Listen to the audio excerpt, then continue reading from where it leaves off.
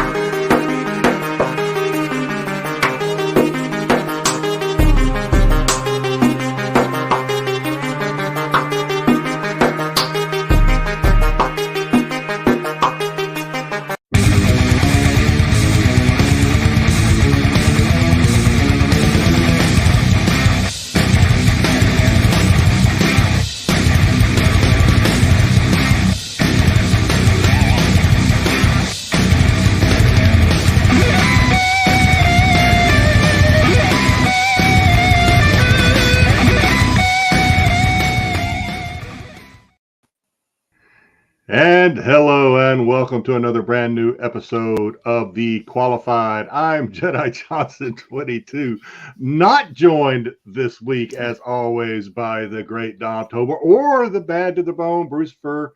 Those guys couldn't. Dom dropped out first, and then Bruce Fur said, "I can't do the show without Dom." Something they feed off each other. They're kismet. They're kismet. There's a chemistry there. Yeah. But we do have the always steady Styxboy 73 and the architect joesduelin. What's going on, guys? Not much on this short-staffed Friday. Hey, we will. The skeleton crew is here, and we're ready to go. Yeah, we got plenty of. We are here. We're going to have the same agenda as usual. We're going to have some fun. Going to go talk about some comics and some other stuff, and we're going to kick it off with we have the outside looking in for comics, but also kind of have the outside looking in for the news. This is some stuff that I submit some stuff to Joe. Joe's like, "Nah, we're not going to do it. It's not classy enough." So since I have the mic, I decide that we will do it at the beginning of the show. Yeah. Well, folks are coming in. So calling an audible. Talk about a bad timing. Okay, we all know about the earthquake, right? Yep. I don't know what you're doing, dude. In the old East Coast. Talk about the earthquake. A man was getting a vasectomy when the earthquake hit. That's a bad time. And thought his doctor, talk about bad timing. Thought his doctor was joking when he said, "Is this an earthquake?" So he kind of laughed it off and was like, very funny. And the guy's like, "No, there's an earthquake. I'm going to stop snipping until the shaking passes." Good idea. Yeah, that's some bad timing right there. Yeah, you don't want your vasectomy to be a second circumcision. Yeah, I assume once things settled. I assume once things settled that the operation was a success. The procedure was a success. So back years and years ago, a little peek into my private life. Years and years ago, after the wife and I had already had 2 children, we were like, "That's enough." My wife's like, "That's definitely enough," and thought about doing the old snip. So I actually went to what I thought was going to be just like, we're going to sit and talk, we're going to talk. So the doctor was this not bad looking redhead, actually. That's the doctor. And so she's like telling me the procedure, snip, burn, snip. And I was like, "Okay, sounds like a plan." She goes, "Okay, Lal, we got to do the inspection to make sure everything's like it's supposed to be." And I was like, "Trust me, it's like it's supposed to be." She goes, "Well, I can check stuff." It's cock and balls. So yeah, we had that, and then of course I was in the military, so they scheduled me for like, we'll get to you in like 3 weeks. A lot of people want their Oh no, a VA vasectomy. No, this was not VA. This is probably second to the VA, the military, where doctors go to practice, and so they called me. So it's about like 3 weeks later, and then they called me. They're like, "Hey, we've had a cancellation." We're in the living room talking on the phone. My wife's next to me. They're like, "Oh, we've had a cancellation. We can get you in day after tomorrow." I was like, "Oh, my wife and I have been talking. We decided we're not quite ready yet. Well, thanks anyway," and hung up the phone. My wife's just looking at me like, "What the fuck? What?" We did not have this conversation. Oh no, you did not. Yeah, so the pipes are still connected. Long story short. Airline passenger fined in Sydney for urinating in a cup. Now, we have all been there, right? I have mastered long distance driving and pissing at the same time. I'm at the point now. I think when you reach a certain age, I don't know how old this fellow was. I think when you reach a certain age, you just stop tolerating the bullshit, right? Like, if you're going to keep me on the tarmac for an hour and a half, you're not going to keep me from getting up and taking a piss. That's not going to happen. Agreed. Unless you want to be like cleaning up a wet seat. Yeah. Call me Puddles. So I don't know what this man's circumstances were, if he was a prick or not. I don't know, but I kind of feel for him. At least you put it in the cup. Yeah. Could just down on the floor. I used to he work. was just watering the carpet. I used to work on the PA Turnpike road crew, and we used to have to drive along to all the pull offs and pick up all the piss bottles that the truckers would throw out all the time. That was horrible. It's absolutely horrible. But I understand. I understand it. So, but it still had the lid on it. We got smart. What we would do is we would drive along the side of the berm and run over all the containers first, so you didn't have to just pick up containers filled with piss. So you'd run by one day, run them all over, and then come by the next day and then just pick them up. Okay. Yeah, that's Thank God there was a process. If you ever wonder why the PA Turnpike smells like urine, now you know. Now you know. Yep. All right, let's say hello to the chat now that we've talked about what's not quite the news. That's what we'll call it. Tommy Longbox getting in before GT. Oh yeah, have a good one, fellows. What's going on, Tommy? Congratulations. Congratulations, Tommy, on beating GT. It's not an easy thing to do. A rare early entry. No. Not easy at all. Nope. GT did get it in second. He said, "Hey, thumbs up. Congratulations, Tommy." And then he got a little sour. He says, "You won this one, but he will be back." Ed got in third, but he was hoping to get a little higher. How did this become a competition? I have no idea. I think we made it that. I was hoping I could for once beat GT, but no. Well, hell. Well, there's always next week. Or Ed, thanks for popping in. GT is omnipresent. He is everywhere at all times. GT is slacking again. Everybody's entitled to a down week. Just take a little break. So GT has a stellar record. I don't think anyone can. He's damn near the GOAT. If we had a GOAT, then he's quite solid. He might be it. Yeah.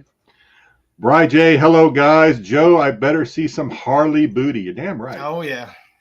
Damn right. Better see some. Got 56 slides of Harley covers for you. If you want Harley, it's stay deep. tuned. It is detailed, in-depth analysis. Yeah. Styx is giving. Okay, here we go. Styx giving up on Golden Girls Marathon to be here. Styx was running late. Styx was a little sweaty. I was like, I don't know. In here, right? Because we're already without the whole damn show and his nemesis tonight. Yeah. And then Styx was running late. I was like, oh shit. Hey, and besides, who could pass up a chance to watch Golden Girls? The boss is watching, or at least he was. Hello, fellows. Bri J, have you ever picked? Oh my God, I'm afraid to read these. Have you ever picked up a shut? Yeah, that's what I was wondering. No, I mean, no, I didn't. I'm sure I probably picked up a shit bag before, but probably not. Probably not the cuffs. Hello. What's going on, leftover? Bry wanted to know. I'm not even going to put it up here because it's in the chat. Bry wanted to know, have you ever picked up anything with number 2? Ew.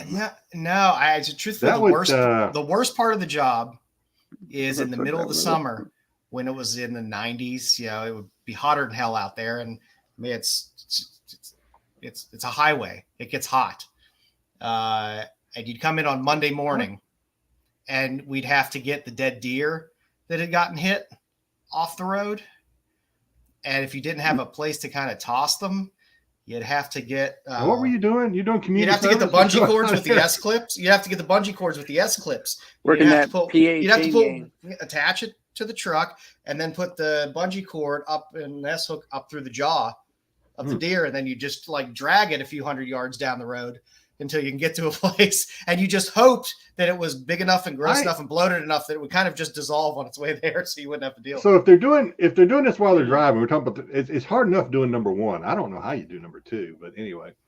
No, what they do is those pull offs. They sit there because they're long enough for a truck to pull off and sit there. They just go in the back and then they just chuck it. So. Too much soup. Hey guys, what's going on? Cragden, moving on. Cragden, happy Friday to you, Cragden X. Retrell, hi everybody. What's going on, Retrell?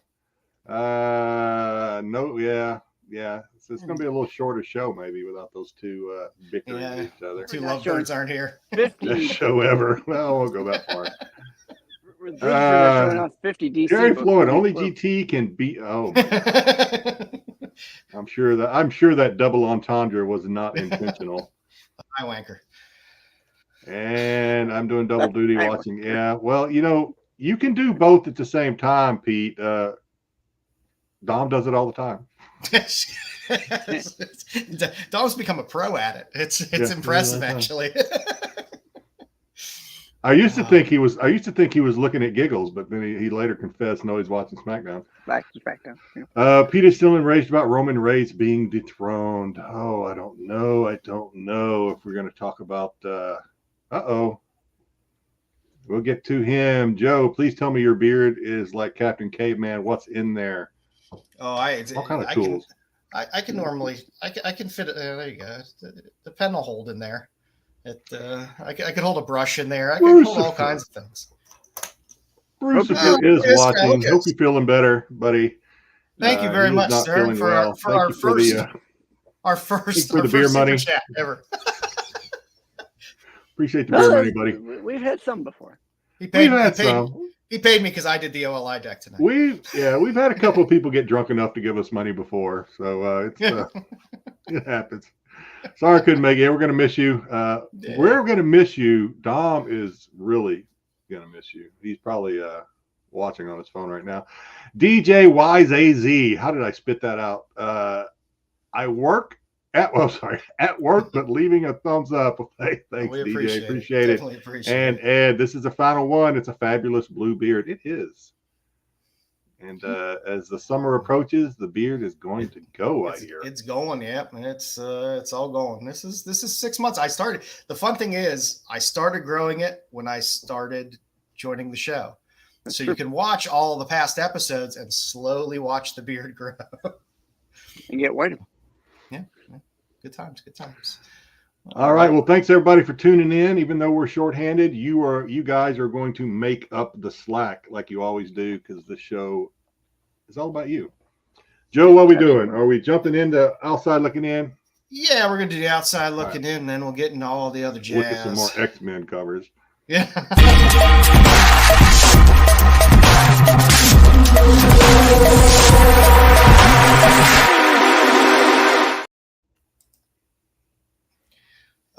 Before we start the OLI today, just thoughts and prayers for the family of Jeffrey Vareggi, amazing artist, truly unique artist, passed today, I believe, when the announcement was made. He had been battling lupus for quite a while, He had a heart attack and passed. I believe he was only 50 years old. Yeah. So just very young. big loss for the community. So just thoughts Great and prayers go out artist. to his family. I wasn't that familiar with some of his work because I'm still learning this whole artist thing. So of course, upon hearing this, I wanted to Google and see if I recognized any of his work. I don't have a lot, if any, of his work, but wow, just the selections that Joe put on the slide here are just gorgeous. Yeah, Great stuff. I really enjoy artists that bring something different to the table, and he did. He had a great blend of bringing his heritage to a genre that doesn't really have that type of representation all the time. So it was great the way he blended those two things together. Got some great work, and it's definitely a huge loss for the community. So thoughts and prayers with his family. All right. Yeah. So now that everyone's nice and down, we can move into the outside look at it. Build it back up. If you watch the Hot 10, these are the books that just didn't make the list this week. So I can't believe this one just didn't make the list. This is a great cover. So wait a minute. Are you serious, Styx? Sorry, I don't mean to step on you, Joe, but are you serious? Yeah, no, I like this cover. I like it. Okay. So Bruce Jedi and I are both in solidly in the camp of I hate this goddamn cover. This thing is. I just don't know what he was going for. I'm not saying the art is bad. If he wanted to draw the scary as hell Harley, that mission accomplished. But God Almighty, that's exactly why I like it. This 1 in 50. It's low volume, but this book just keeps going up. I mean, there was Bruce loves it. The raw auctions, when they're having auctions for this raw, they are exceeding $400. I believe there was a buy it now that somebody bought for $350. But when the auctions are up on this thing is going over $400 raw. I don't believe there's any graded out there yet either, which is even weirder because give it a month. Sure raw's going for this price are just weird. I mean, I understand it's a 1 in 50 versus a normal. We normally have like a 1 in 25 with a Harley or a Catwoman or something like that. But once you're 37 issues in and you have a 1 in 50, I guess it's one of those things that was just caught people by surprise. It is different. I mean, if you want different, you got it. It's a 1 in 50. Obviously, it has that going for it, and it's a Harley Quinn 37. So, I mean, people read Harley. So, I don't know if any. I assume that there's. I don't know how many are out there. I'm not going to do the math. You can try to, but I'm going to show you 55 pages of covers that I like better today. So, of Harley that are all many of which are a lot cheaper. But it is what it is. I'm amazed it's still where it's at because it has been out for a few weeks now. And the price does shock me a little. Yeah. Bruce for contributing. Thank you guys. Oh, look at that. One graded did sell for 600. So there you go. So they are making their way out, but they're few and far between. There's a bit of scarcity with this one. So I don't know. I'm not chasing it or buying it, but I'll look at it and keep telling Bruce it's not that price. It's terrifying. Next up on the list, Sandman 25. This is a nice, reasonable book, which is kind of one of those ones just to kind of look out for. Dead Boy Detectives drops in 2 weeks on Netflix. Dead Boy Detectives spun out of Sandman universe. This is their first appearance in Sandman 25. This book, I mean, you could find it kind of all over the place in price, but it seems to be firming up now. Before the show was announced with a fixed date and stuff, it was a little bit all over the place, but now it seems to be firming up in kind of a $30 to $40 raw kind of book. So we'll see. We'll see if when the show drops, if it's well received, if this gives this book more of a bump. I love the Sandman series. I'm more interested in the show. I heard about this show. I'm pretty sure I haven't seen the trailer. I had no idea there was a connection to the Sandman comic. So now I'm a little more excited about checking the show out. I think when Sandman, of course, the first Sandman, what network was that on? Was that It was Prime? Netflix. What was that? No, it was Netflix. Netflix. Okay, Netflix. Okay. Of course, when that was as popular as it was, I'm assuming people started going out and going through the dollar boxes, the $5 boxes, what have you, and snagging up a lot, trying to maybe build runs and snagging up some of the more obscure issues. So, yeah, maybe now's the time to sell those things. You got probably not the time to buy. I'm excited to see the show. I really like Sandman. I don't know how much Gaiman was involved in this. I know he was pretty heavily involved in the Sandman series. I don't think he's involved as involved in this one. But I don't know. I enjoyed the universe that they were kind of building with Sandman show. So I don't know. I'm just happy it gives me something else to watch. So because I fly through shows. I will binge. If you have 8 episodes in a season, done. It's done. If they're up there, I'm binging it in a day, and it's done. So more content. We're going to talk about a show later that I'm going through. I'm not binging it by any means, but David Mack. Yeah, good old David Mack. I like this. I'm a big fan of David Mack, but I kind of enjoy this cover. It's just very thin volume. You had $175 pre-sale. You got some up there that are listed for $175. We'll see if those sell. But really, the only post-release sale is that $120 sale. So we'll see if anyone bites on that $175 or whether So wasn't there there was some David Mack's a week, maybe 2-3 weeks ago? There was a David Mack's 1/100s that were on the outside looking in. Not the same one, I don't think. No, this one just came out. So it'd be kind of interesting to maybe check the pulse on those to see if they're coming down or not. Like, I expect this one's going to come down. This is definitely, David Mack. It's easy to pick David Mack out of a lineup. Even I can do that. So it's a great cover. Yeah. It gets the benefit of the X-Men 97 heat. So people were enjoying the show, and that last episode was something. It has a lot of people talking. So, it's nice. I like Mac. I collect a lot of David Mack stuff. Again, I don't buy ratios at this level. I just can't bring myself to do it. Like $100 for a book that's a modern, that's new. I'm like, I can't do it. But it's pretty. It's a nice gene. If you're a gene collector, it's a good one.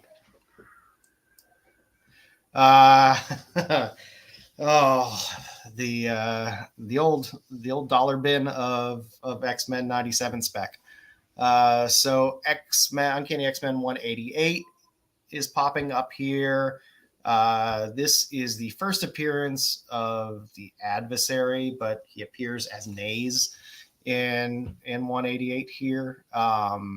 So people are looking forward to him more than likely showing up again when Forge and his short shorts and Storm do that second part of Life Death in the X-Men 97 series. So people are doing villain spec. I never advocate villain spec unless it's Dr. Doom. Major villains, sure. And you take your Jokers or your Riddlers or your Catwoman, whatever. The solid A tier villains, okay, yeah. But B and C tier villains and D tier villain spec it's a little rough. Granted, this isn't a barn burner. High sales are hitting around $15. But these are still books you can find around pretty cheap. Online, books like this are kind of flying. The cheap ones are getting gobbled up pretty fast. But at most of your LCSs and stuff like that, a lot of these books will still be out there at pretty reasonable prices. You should be able to pick this up for $3, $5. Hell, in some cases you might find it in a dollar bin. So this is kind of like a looky-loo type of buy where you see him on screen and you're like, I've never heard of them. take a look, and I'll pick it up and see what there is to see. I guess, right? Yeah. I mean, Like you said, it's not Doctor Doom or it's not Yeah. Nimrod or any of the other big X-Men villains. I'm more of a run collector than anything, so I'll pick up books in lots just to fill runs, and this is a run filler book. Yeah, I agree with that. And speaking of run filler books, this is the first appearance of Adversary in his true form. So this is Uncanny X-Men 227. So again, this is a book where there's volume moving on this book, but it's still cheap. And the ranges are all over the place. I saw one that was a buy it now for $3.25. I saw ones that were as expensive as $15, and there's a lot. A raw one for $3.25 or great? Yeah. No, raw for $3.25. Damn. And then there's there's some that are buy it now for $15. There's a bunch that are up for auction. That's what you're going to probably see with a lot of these books too, where it's like there's a spec buzz on a book, and then people are going to start putting up these books that were $1 to $3 books for auction and hope people run it up to $15 or $20 for some reason. Because a lot of them that are up there right now seem to be for auction. So yeah, it's very this is a X-Men heavy lift. This is a heavily printed era too. So yes, it is. Because they were mega popular at this point. Yeah, again, this is one of those. To me, these are the types of books. It's like, okay, I collected Uncanny X-Men. I have runs of Uncanny X-Men. You just go into short box and like, oh, this has to be in there somewhere. So, like I said, if you got it, might not be a bad time to dump it if you could dump it for $15 and then go pick it back up in 4 or 5 weeks for $1 or $3. So yeah, you get a nice Storm chest shot there. So why not? Yeah. Like I said, I'm a run collector, so I like I like picking up all the cheap books in there. I will not buy books like this when they have a run because of a C-level character showing up. If you sell this for $15, and let's just assume that you get the $6 you need for shipping in the box anyway. You'll be lucky if you make $10 off this. $9, $10. Yeah. So yeah. But a lot of people that are selling these things. Think of Gemini, yeah. I mean, if I'm Joe Schmo and I occasionally sell a book on eBay, I'm probably not going to list this book. But the volume sellers that sell a lot of stuff on eBay, it's just about volume for them anyway. They're just moving books, so they'll do well with books like this. So that's what we got on the list. Hundreds of these, I think you see people did just they almost got the whole run on there, and they're like $5 a piece or whatever. Yeah, I keep seeing people write things rare newsstand. And I'm like, what? It wasn't that rare. Wasn't that rare at that time. So yeah. That is our outside looking in for the week. If you want to we did it. Yeah, we did it. If you want to read more about what was on the Hot 10 tonight, or if you want to read a little bit more about Pete's insights on these books that we just saw on the outside looking in, you can go over to CBSI.com and read Pete's write-up on all of those books for some more insight. So, absolutely. That is what we got. So, boys, you got some pickups? Anyone got any pickups? I do have some. I have one. Like I said, I'm still working through the backlog of stuff for pickups here, but I'm in the pole position, so I'll go first, I guess. I've only got 4 things. Only 4. Up there. There we go. So I've got some lyrics, some signed lyrics books. Apparently she supposedly doesn't sign very much because she's doesn't come to the mainland, come to the States. But try to get. Oh yes, I actually have that book not signed, but that's nice to have it signed because she does not come to. She's normally in Singapore. Yeah, I guess she was at MegaCon Orlando. At least that's what the cert says. Nice. She was signing Really? at MegaCon Orlando. Got some Vampirella Nice. lyrics. I love her Betty Page work and her Vampirella work. Got some Harley. Nice. Where's her signature? Oh, is that yeah, one yeah. remarked too? Oh, nice. No, it's not a remark. I Oh thought no, it was that's hers. right. It's not a No, remark. it is just on. It is just just her on the cover. signature in It's pink. graffiti. You can barely see it. And then I don't know if this is one of her early, probably not one of her early works. It's probably just one of her not so ones that we talk about. But Saint Sia cover. Oh yeah, I actually have that. Yeah. Yeah. So that's all I got this week to show. That's good stuff. It's nice seeing lyrics signed stuff because I don't see it that much. I don't see a lot of her stuff signed, so that is fun. Styx, you want up or you want me to do it while you're putting stuff together? I've only got one thing to show, really. Well, it's a combo of a couple things. Let's get No you clay men. screen. They're called mummies. They're not I know.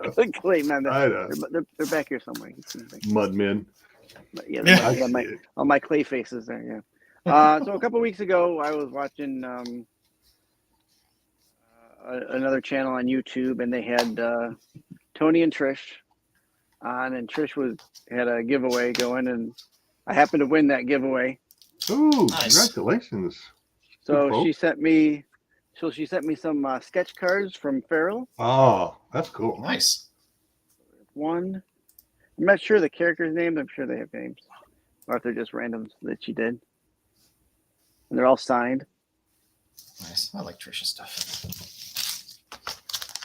Wow. Tony's.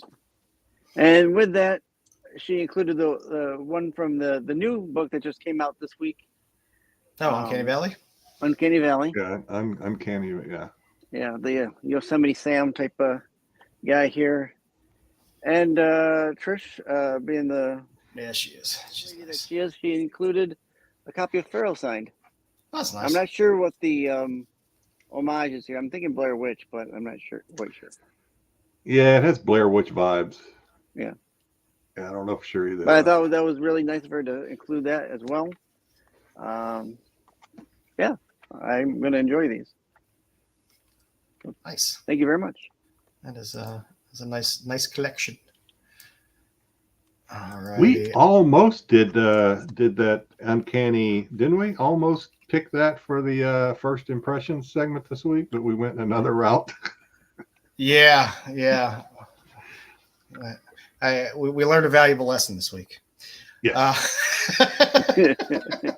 All right. I can't remember what I showed Don't last let week. me pick the books. And I can't remember what I showed on Bruce's show. So if I have some duplicates in here, I'm sorry, but you get to look at pretty girls anyway. So I got some flops. I don't remember that. Mad Love. I think we remember that one. Yeah, that one would have been. Hey, That one was Bruce, we sticking the didn't. crawl. Glad to see it again. Yeah, I don't know whether I showed my udon. Oh, well, that one's no surprise. I think I've seen that foot before. I Yeah, think that is a. I can't go wrong with that. Then I got one of my Kickstarters, Blam and Glam. So the Evaz cover. Big fan of, Bang Baz. Nice Bloody use Baz. of electrical tape. Yes, I like Actually, not a nice I like Bang Baz. He doesn't do a ton of covers. He's got another one that's over, I think, in Singapore. So he's one of those artists. It's like every now and then, cover pops up, and I'm always happy. So this is a guy that actually does the book. Richard Morgan. It's all painted covers. So does really nice work. I always like to support him. I of course had to pick up. My love of Conan. And, we've seen that one too because I think yeah, somebody they commented yeah. about the red hand slap on the. Yeah, red hand on the slap. It's nice. It's nice, and of course the says Micah sketchbook signed. Oh yeah, those are cool. I still got to pick those up one of these days. And Still available on her website, I think. Yeah, Shout out and to Susan Michael. another Blam and Glam cover. So I'm waiting on so many Kickstarters that have either just been fulfilled or just being funded. I have, I think, 21 Kickstarters I'm waiting for right now. I'll let you know, Cosmic. I'm trying to remember Joe has a which problem. issue of Has a Conan that is. It's a recent one, but Udon did the exclusive on that one. So I had to pick up several copies of that for my Conan love, and Pot, who did the art, and the big old booty, because you can't go wrong with that. Yeah. Ooh. All right. Got Fritz Willis pin up today. Little old school Maryland looking pin up. Kind of the old redhead Maryland, which everyone seems to forget about. Early Marilyn Monroe, but a nice spring breeze there blowing up the skirt. Waiting on the mailman. Yep. All righty. So I first, for the Comic Now and Later, want to have a correction. I put up the wrong artist last week for Bad Rep 1. It is, and I'm very embarrassed by it, it is a Jasmine Darnell cover, who I love, who we actually had as a new artist spotlight 2 weeks ago. So I just wanted to correct that, because she's an artist I like a lot, which explains why I really like the cover. Just we like to correct our mistakes here at the Qualified when we mess something up. For this week, I like this Sweetie Candy Vigilante series. There's a lot of fun covers in it. This is a Dean Yeagle cover. Dean Yeagle is known for his Mandy cartoons, which ran in Playboy for years and years and years. He does not do a lot of comic work anymore. He's getting up there in age as well. So it's nice to see an artist that you don't know how many more covers you might ever see pop up from him in artwork. He also did a lot of the work on the Honey Nut Cheerios B as well, and did a lot of commercial work for like cereal and stuff like that. So a lot of those comic characters in the old cereals and stuff like that was his work. Next on the list is, and I had this up months and months ago on the Now and Later for the later, and now it's now. I love this cover too much not to mention it again. I love Tula Lote. This is a fun series. The Count Crowley, the mediocre Midnight Monster Hunter. This cover is tricky. So first of all, I love that it says mediocre Monster Hunter. That's pretty cool. There's a whole series of these Count Crowley books. I'm looking at her though. I'm looking at the art, and I'm like, for whatever reason, my brain, I see that she's holding the stick, and the stick is coming. I thought that was her arm. I was like, she's got like a stick arm, and then it goes down to her. It was kind of a weird illusion there, but I got it now. Now that I'm oriented, and I know what I'm looking at. Yeah, it's a cool cover. It's a fun series, and I grab most of Tula Lote's covers anyway. I can't help myself. I enjoy her work way too much not to have her there. And then lastly, on the Nows, we have the Thundercats number 3. This is the 1 in 30, the Jay Lee. There is a trade dress variant of this as well, if you don't want to shill out for the 1 in 30. But I like having some of the bad guys on. Motherfucker! It's nice to have them there. Jay Lee's work is a lot of fun, and I think when he draws some of the scarier characters and spookier characters, Jedi is misaligned. Does a great job. So those are my nows this week. It was a bit of a rough week this week. There wasn't anything out there that really was really catching my eye, but this Dean Yeagle Sweetie Candy Vigilante was definitely tops on my list. It's something that I had thrown on my pull list quite a while back once it first popped up on previews, because again, I like grabbing artists that you don't know how much more work they're going to have, and doesn't have a ton of work out there anyway in terms of comics, newer stuff at least. So And looking to the future, I love the Barbaric series. They've built out a very nice universe for Barbaric. It's a fun series to read. They do all these short little series. Barbaric Born in Blood, number 3, cover C. The Corin Howell Virgin variant. There is, I believe, a trade dress and a foil variant of this as well. Vault Comics does a nice job on a lot of these covers. This is just a good one. And if you look closely, you can see she has tattoos all over her as well, which is kind of cool. Yeah, they're just like this really light blue touch. Yeah, it's nice. It's a nice cover. Next on the list is Wonder Woman 10, the Daejeon cardstock variant. I put this one up there, number 1, because I like the cover, but Daejeon has 3 covers coming up for DC. There's a Shazam, there's the Wonder Woman, and there's one other I can't remember. Maybe it's a Power Girl. I'm not overly familiar with his work, and anytime I kind of see a new name pop up and I see somebody get a few covers, I always like to highlight them because we get new artists popping in all the time. And sometimes they end up being something big, and to get some of their earlier work is always a nice thing. So threw that one up there. And last but not least, the Batman Gotham by Gaslight, Kryptonian Age. This is a 12-part series. This is the cover B, the Kendrick Lim variant. This is just good Catwoman. I'm a sucker for a good Catwoman. I like the way he captured the shadow and the detail to make sure the shadow matches the hand is pretty cool. Yeah, and I like it's a Gotham by Gaslight, so everything is taking place in an older time period. So I always like to see how they kind of do up the outfits to accommodate that time period. So this is kind of a cool Catwoman outfit as well. Dead Guys Productions. What's going on? Thanks for tuning in.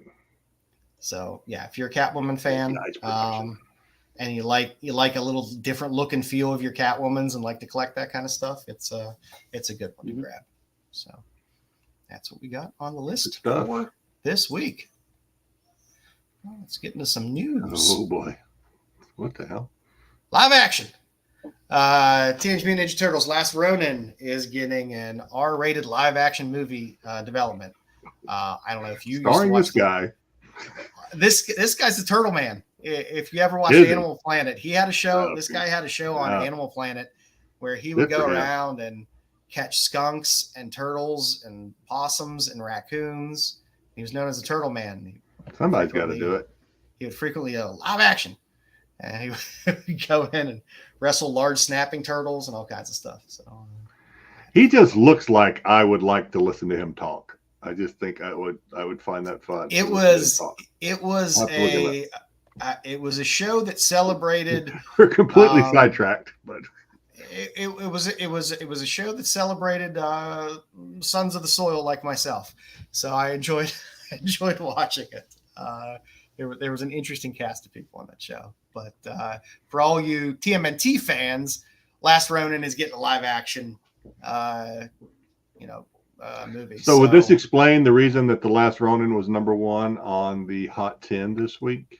That's what moved that book. What made it happen? And the thing is, the news just dropped relatively recently this week, so it's that book's just started to pick up some more velocity.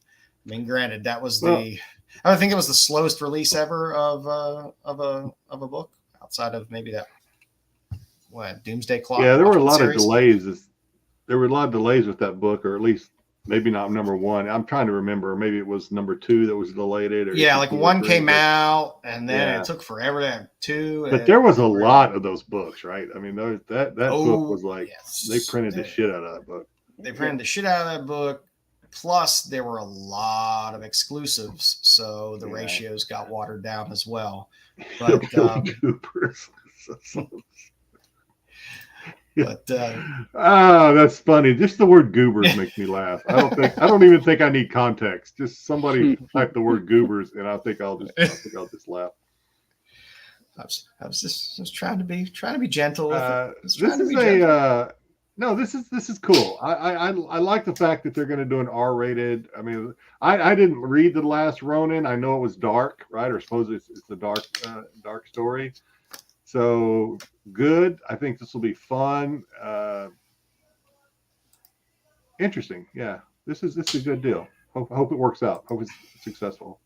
Yeah, Mojo. I don't know. People might forget about how many exclusives were out and how many of these books were out there, because it did kind of water down the. I mean, at a certain point, the A cover was going for more than I think the ratios at some of those points. But it's a solid story. If they do it justice, it's always Turtles is weird to me because every time they do it, it's like it's a completely different thing. It's like, are we gonna do some weird, funny kind of Muppet looking turtles? Are we gonna do some kiddie animated turtles? Are we gonna do some dark turtle? It's kind of all over the place every time they do it. It always has a very different feel. So this will be interesting to see what they end up coming out with. But Paramount's gonna take it and run with it. So we'll see what we get. And hopefully this guy's in there at least as a cameo. I hope so. We'll see. I couldn't say anything about Fallout other than it's very good. It's very, very good. So I started watching this last night with my son. My son was very excited. My youngest son, very excited to see this. I know absolutely nothing about it, so except for it was a video game. And so I irritated the holy hell out of my son asking questions because I just didn't. We watched the episode. All 8 episodes dropped, right? So, but we watched 1 and 2 because these are not your short little like Bad Batch 30 minutes episodes. I watched all 8 yesterday, Jedi. They're about an hour a piece, right? Anywhere from like 50 to 70 minutes or something like that. Yeah, I think the shortest is like maybe 45 minutes up to 50 minutes. Yeah, I like it, but I had to get used to it. I had to ask my son. I'm like, because what I didn't understand for those that like me that haven't played the game or aren't familiar with it is that this is a role-playing game where you create your own characters. Because I kept asking my son, is she in the game? Is he in the game? Is the ghoul in the game? And he kept telling me this answer. He's like, no, that these characters are just in the universe. They're not in the game. So I'm like, what? I don't understand. I know absolutely nothing about the game other than my kids have some of the toys. My kids were never into the game, but they had some of the toys. Well, apparently you create your own characters, your own. Beats the shit out of me. I was just like, Styx, you're the gamer that we got here. Do you play this game?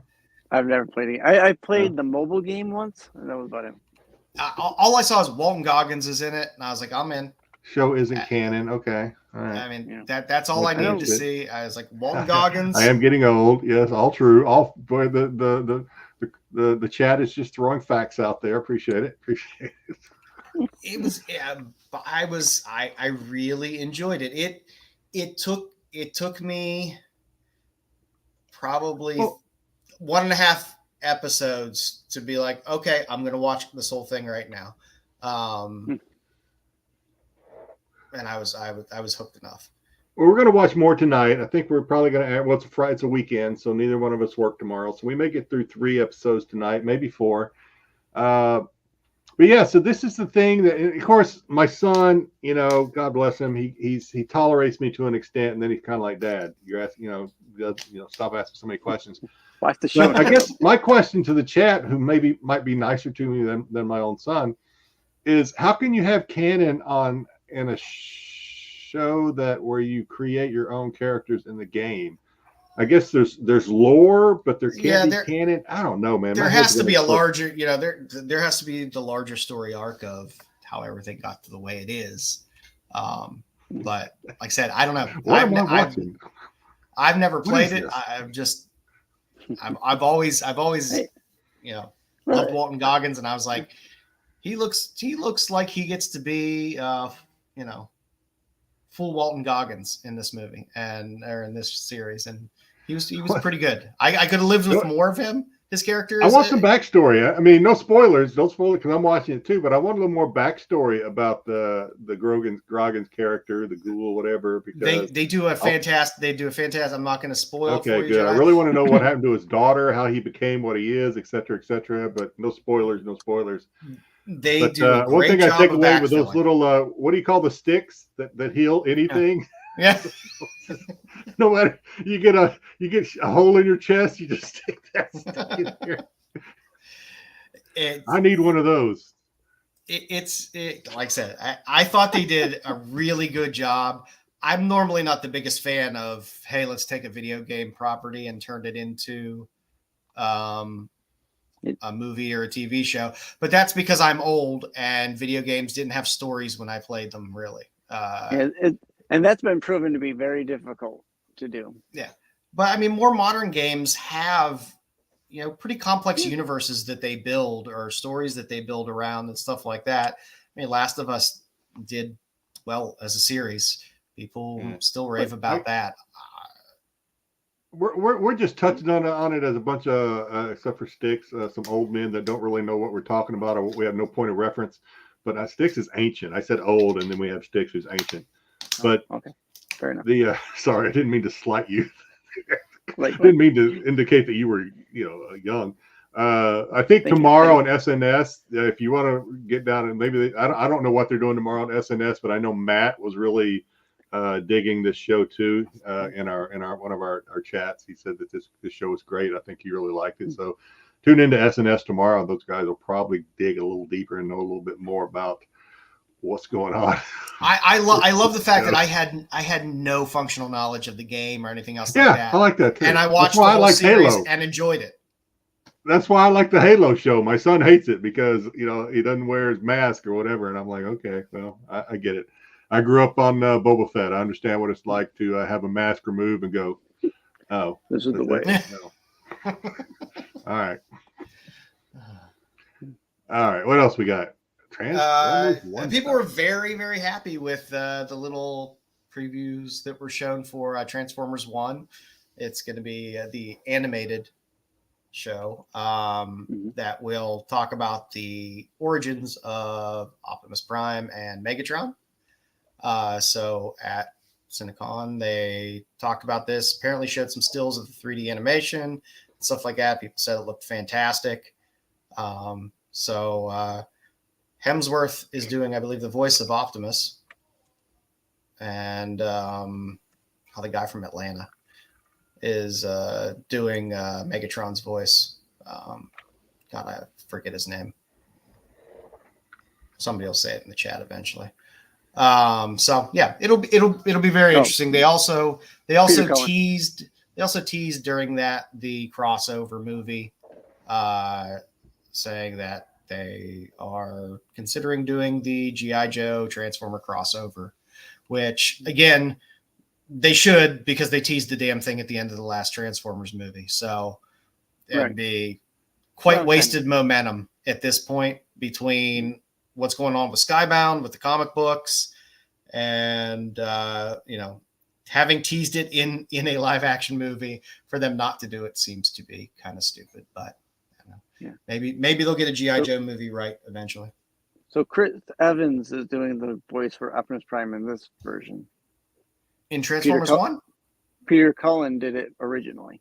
Yeah, no, I thought Chris Hemsworth was doing the voice in... or Chris Hemsworth, I'm sorry, you're right. Chris yes, Hemsworth. yes. So he apparently he studied the original a lot because he wanted to try to be as close as possible, but I don't know. He's still going to have a slight Australian accent, I'm sure. My brain is screwed up with Chris Hemsworth because that Furiosa trailer with the fake nose just keeps throwing me off. So. Playing, what's his name? Bob or whatever his name is. So, we'll see where this I'll goes. add this to the list of animation that I need to watch. I'm sure I'll get. Yeah, I mean, I'm hoping it's Paramount project. I'm guessing since it's animation, they'll dump it up to some streaming service I'll be able to watch it for free on. So, fingers crossed. I mean, if this picture is part of that animation, I think it looks good. I mean, it looks different. So I'm all right with that. I don't need Optimus Prime to look like a 1984 Mack truck.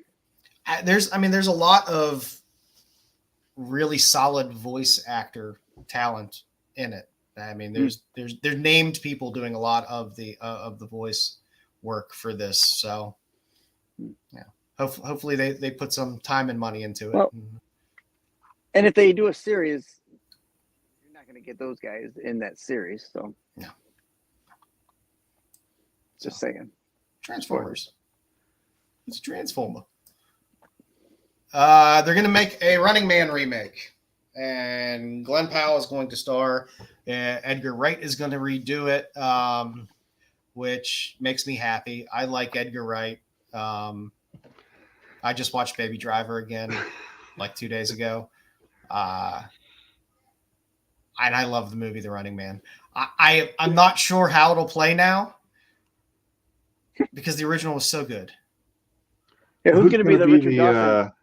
I don't know. Yeah. Oh, yeah. Who's going to be Richard Dawson? Who's going to be his love, the girl, the woman, the chick, whoever? I mean, who's going to need more info? But We'll see. yeah, this guy looks familiar. I guess do we need it? Yeah, sure. Why not? He was in Top Gun Maverick, I believe. Yeah, that's where I've seen it. You're right. He was one of the And pilots. he was in that romantic comedy with Yeah, Sydney Sweeney I'm with that did better Leftover. than Madam Web. Yeah, It was out at the same sure time as remake Madam it. I'm sure this guy's a great dude, very talented, but do we need more remakes? Other than the Fall Guy, really looking forward to the Fall Guy. I'm looking forward to the Fall Guy as well. For some reason. But I don't. I like. But no, before we move on to this, can I say something that has nothing to do with this, really? But on Brucifer's Monday show, Monday Madness, Brucifer, say something if you're still with us here. They were talking about I don't even remember what the subject was. Joe, you were on the show. You guys were talking about movies, right? Movies that I can't remember what the criteria was. Was it the remake? But Remake of a movie one? Styx picked Logan's Run and then didn't show up for the show. I remember that, right? Oh, it was sci-fi. Yeah, It was just pick a sci-fi movie. Sci-fi. Yeah. So who was it that covered it? So I think Dom or somebody talked about Logan's Run. And I was like, you know what? I've never seen Logan's Run. I'm going to watch it because Bruce first said it was on Tubi. So I'm like, I'm going to watch it. Why not? I've never seen this show. I was expecting that show to be kind of like The Running Man. And I was like, It's not like The Running Man. No. Sucks. It is not like The Running Man at all. Oh, God. My wife even started watching it. She goes, why are you watching this? I was like, I don't know. Styx said it was good. I like that. It's a movie. If you think about the time that it was made, it's about a time where they had that don't trust anyone over 30 mentality. Yep. And so when you reach a certain age, you gotta you read take you out into into you got to remember the time it was made. And some movies are like that, and that's one of them. It's a movie made for the time that it was. Like I said, I'm not necessarily looking forward to this remake because I love the original. I'm taking vitamins now, AOA. I think it's helping. I wish people would go back and remake movies that weren't good and make them good versus taking movies that were really good and then remaking them. I don't want a remake of Geely, please. Maybe they can make it better. They can't. The old man they met in the library in that movie was driving me crazy. I was like, shut the F up, dude. Just stop talking. Stop talking. All right. Anyway. So CinemaCon 2024, Marvel was there. So we got an Isaiah Bradley appearance and a Harrison Ford appearance as General Ross in the new Captain America movie. I know AOA is happy. Gets to see Falcon take the mantle of Cap. I'm excited to see Harrison Ford. I really thought they should have picked Magnum PI there, Tom Selleck to be that. Thunderbolt Ross. He'd be a decent Thunderbolt Ross. Running Man was fantastic. The Rogues Gallery in Running Man was fantastic. AOA, you have to give it that much. Mm-hmm. Oh, you love your Falcon. We're back to Running Man. Remember they had the big fat guy that like the opera singer, Christmas tree. Oh yeah, it was all lit up. God, what was his name? I had him as an avatar for a while. God, I forget his name. They were all great. They were all fantastic. It was a fun. When you have movies like that, and you have a good rogues gallery. It's fun. It's a lot of fun. Sam Elliott would be fine as Thunderbolt Ross. Wasn't he already Thunderbolt? Yeah, Was he Thunderbolt? Who was Thunderbolt Ross in the original Hulk movie? Was it Sam Elliott? The original? Wasn't it? Damn, who was it? In the Banda one. The band, I don't know. No one rememberable. Apparently. No, it was somebody. I just can't. I mean, I don't know. His son, that's who would play if they remade Escape from New York. Wyatt would play Snake. It was Sam Elliott. Yeah, because I have a feeling. Was it Sam Elliott? Really? Yeah. Yep. Sam Elliott. I have a feeling Wyatt Russell is going to be remaking a lot of movies. I'm waiting to hear that there's going to be a Big Trouble in Little China movie starring Wyatt Russell at some point as well. So we also got some more Deadpool, and they're leaning into we're edgy and can say the F word. Kevin Feige trying to be cool, dropping F-bombs. So I guess they're pushing the fact that yes, they're going to make an R-rated movie. So that's a good thing in and of itself. I can look past the cheese of them being so giddy that they're going to be able to say swear words. But it's something I think they need to get into. They need to start making more adult rated stuff so that they can veer off and do other things, so that they're not just stuck on this one tangent of the same feel of every product that they put out. I was promised something with Echo and I did not get it. So I'm still pissed about that. I was promised violence. I got a little bit of violence, and then I got a lot of boring. So let's see what they can do and step it up. And yes, I agree. You put her in some skimpy outfits. I'm looking forward to that. Anything else come out? Yeah, you had some horror movie news too, didn't you, Jedi? Oh, well, we didn't do it, so I didn't dig into it. But no, forget it. I don't know. There were a couple of horror movies that there was some news on, but I don't remember what it was. Was it the trailer for Bambi's Revenge or whatever? I saw a little bit of that. Oh, yeah. It looks nuts. The Vengeance of Bambi, whatever it's freaking called. I think those movies are kind of lackluster crazy, but not in my wheelhouse. You sometimes you got to lean into the cheese. Oh, absolutely.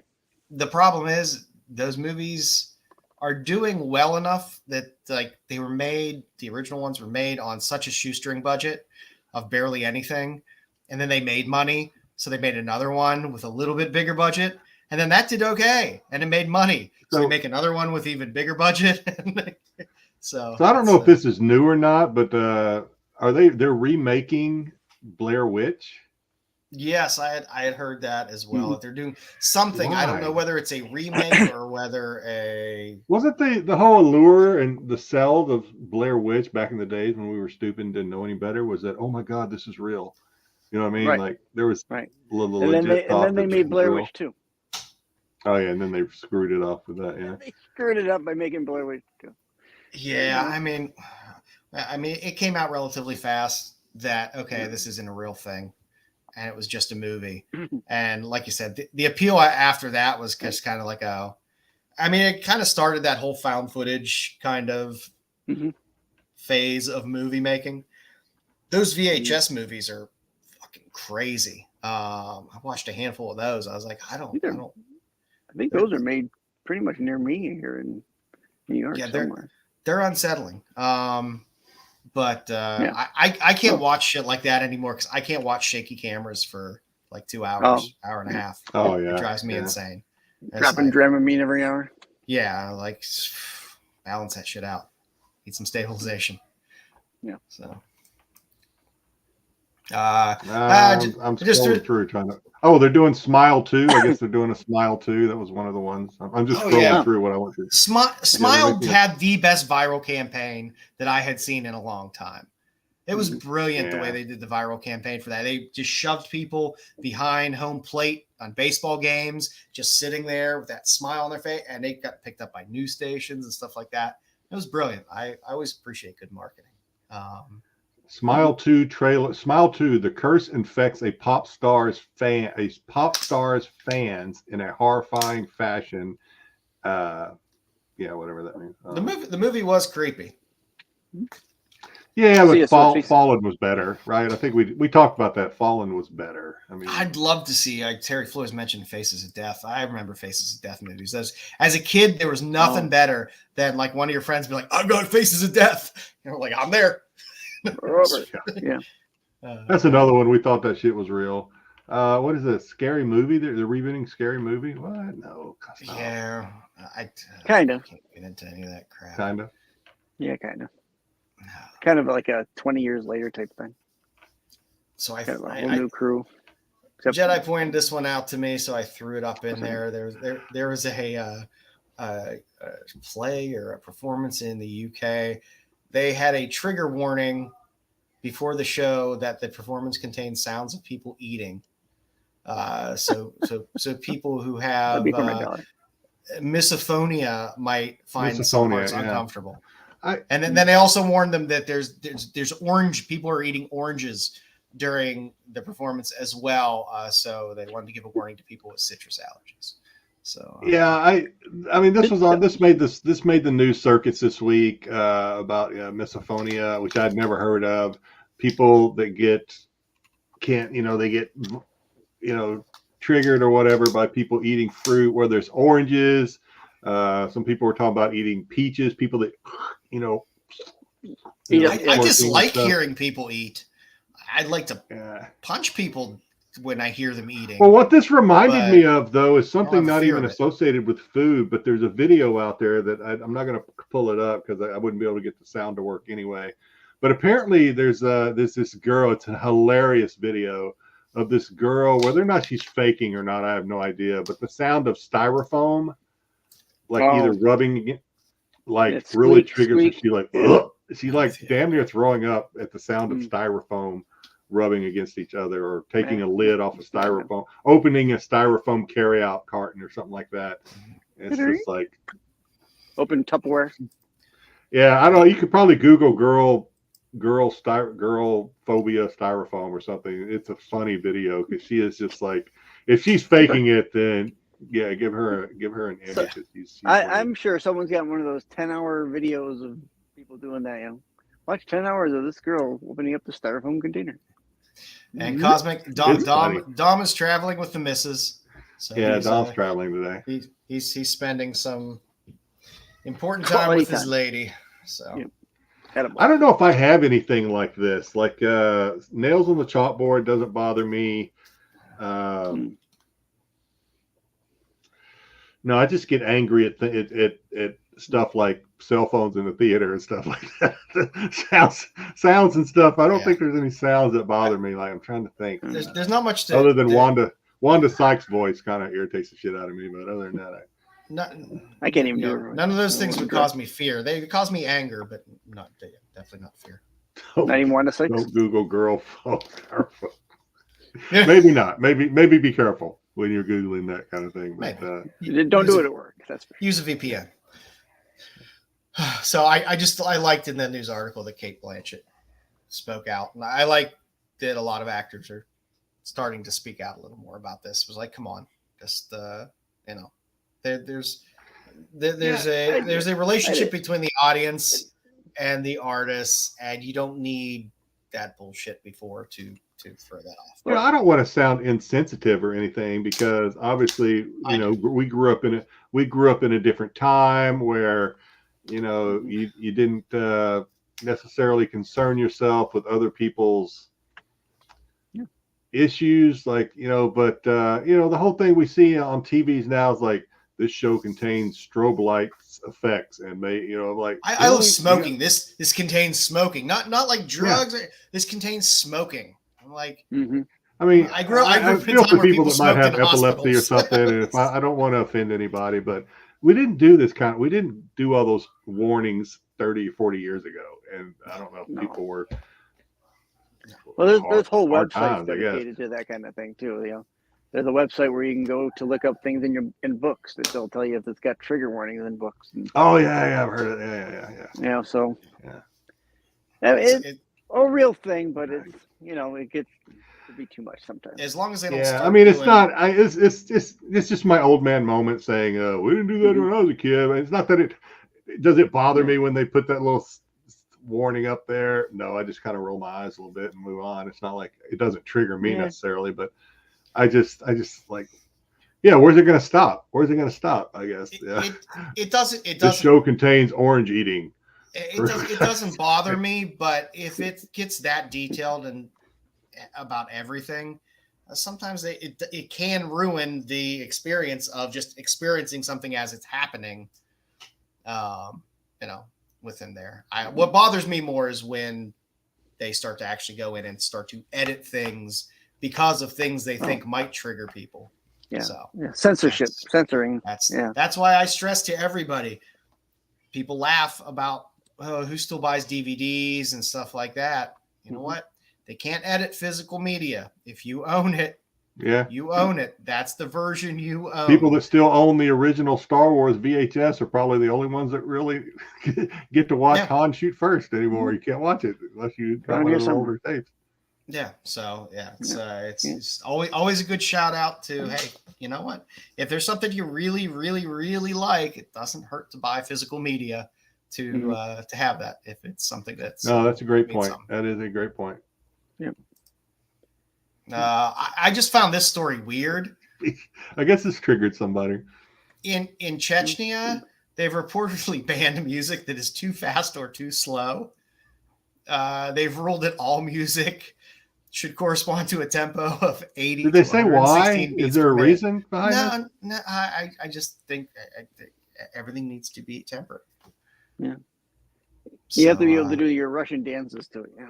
So no speed metal in Chechnya. Hey. So just a little heads up there. I was just like, of all things, like I would think there's probably more important pressing needs in Chechnya than regulating the tempo of music, but it's just gonna make people want it more. Yep. There's gonna be a black market for speed metal in Chechnya. Yeah, what do you call the old clubs that the old shut-in clubs? The old speakeasies. Speakeasies, yeah. There's gonna be like the old shut-in speed metal speakeasies. Yeah, that's very weird. We heard bolt thrower coming from this building. What's shaking my wall? And last on the news, I just found this amusing. This woman is an American expat living in Australia, and she had to change her name. Her name is Devon, but now she has to go by Dev. Apparently, Devon is a lunch meat that's made from sausages sold in Australia. So she was getting teased quite a bit. So okay, so she didn't have to change her name. She chose. No, she chose to. Yes. Okay. All right. Because as a woman, I can imagine being named packaged meat probably isn't probably the best thing. Yeah. So just little word to the wise out there. If you're going to be traveling to a foreign country, maybe look at your first name and see if it translates into anything weird before you go. I could never go to the UK and live then because my name, I think in the UK would translate to horny wiener. So it's not too far off. Okay. Yeah. There we go. Yeah, okay. Not too bad. That's too bad. I mean, there's a lot of names, like even in the US, you get people, and it's the parents that do it. Your last name's Meyer. Let's call him Oscar. Oscar Meyer. I went to school. I went to school with the Richard Head. I don't know why somebody would do that to their child, but what they did? We have a student in our school, and that student's name is Hanna-Barbera. Wow. Yeah, Well, I would parents not named have her done that. for a But reason. yeah, that was probably the wrong reason. Oh, I really like Scooby Doo. Well, name her Velma then. Just a reminder, everybody out there, not everybody should be a parent. I think this girl was probably getting attention for other reasons other than her name. I'm sure as well, but I'm sure the name didn't help. No. But No. I thought it was a nice friendly reminder if you happen to be traveling to a place where you might not be familiar with. Maybe check it out. Maybe make sure your name doesn't mean something Have an hilarious alias or derogatory or lunch meat. Yeah.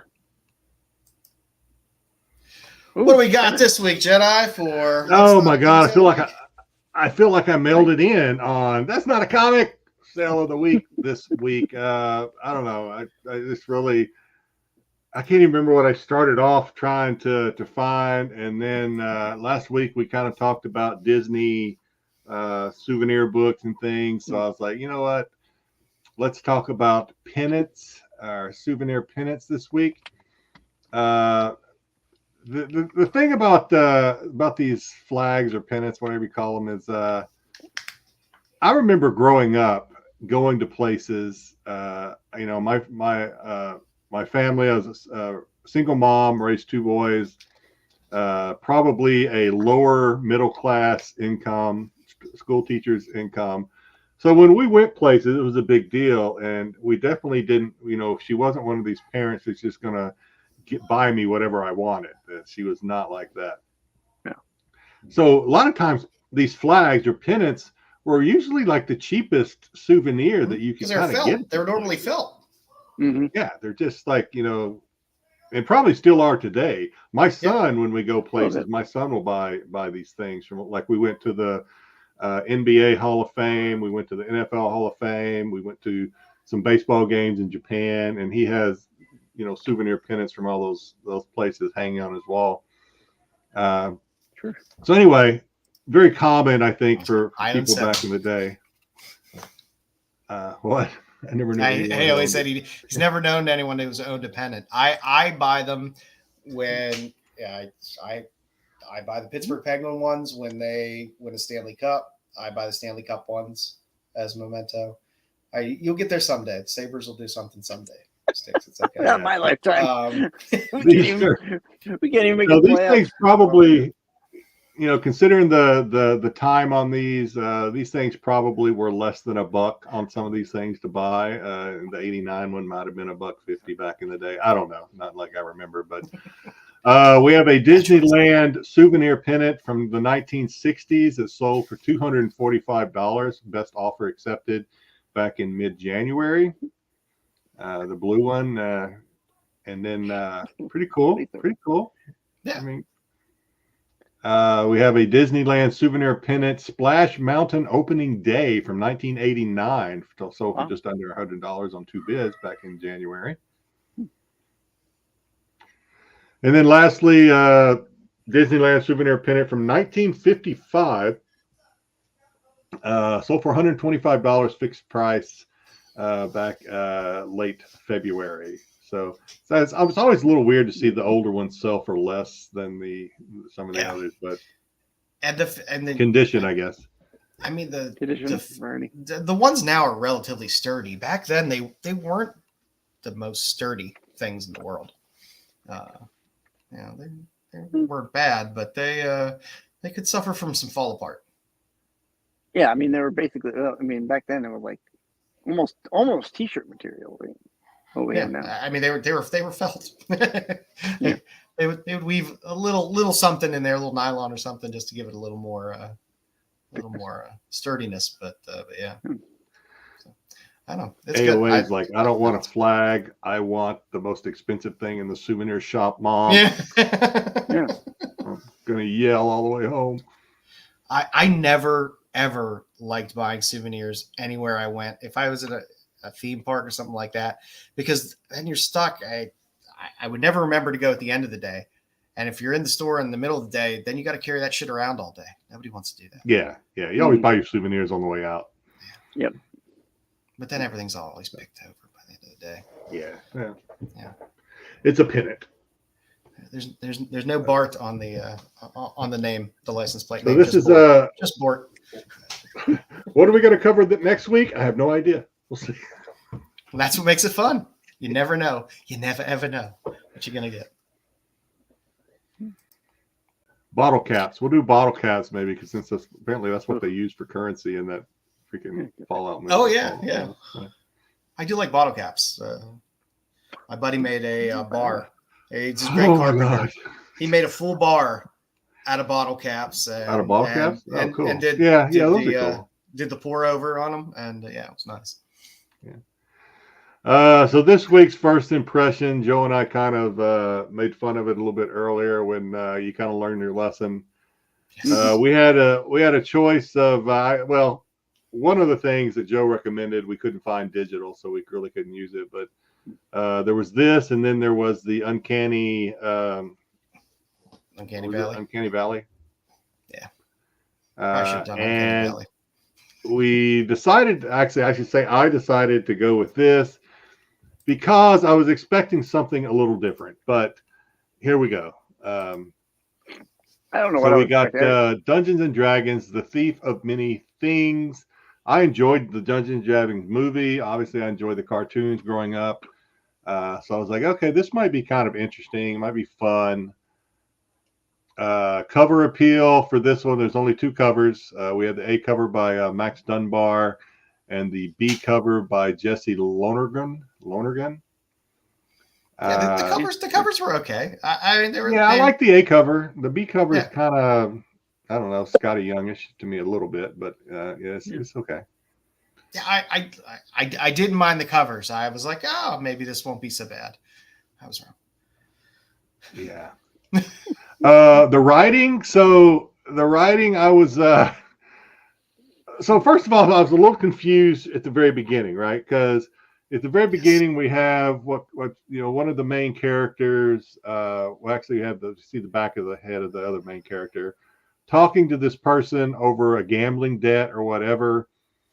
And the guy we see the back of his head comes in and says he'll cover her debts or something. And I'm like, her? That's a girl. That's a girl. Yeah. So that confused me at first because I thought it was a dude. But anyway, she's not an important character anyway, so it really doesn't matter. But I kind of had to go back and read that page like 2 or 3 times. Like, who are we talking about? Are we talking anyway? And then we get to this. We get to, thank God it was only this one little panel here, the middle panels. I had to blow up the font on my screen. I was that made me angry. It made me angry too. I was like, if the whole thing is like this, I may not even finish this thing.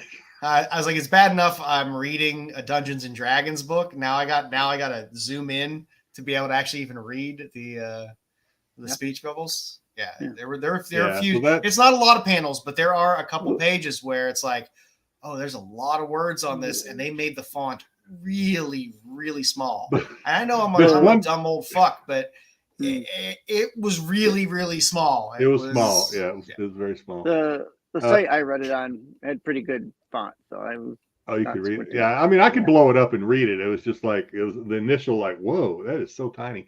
But it was all worth it for this one panel. I had to put it in here. So you all have read it.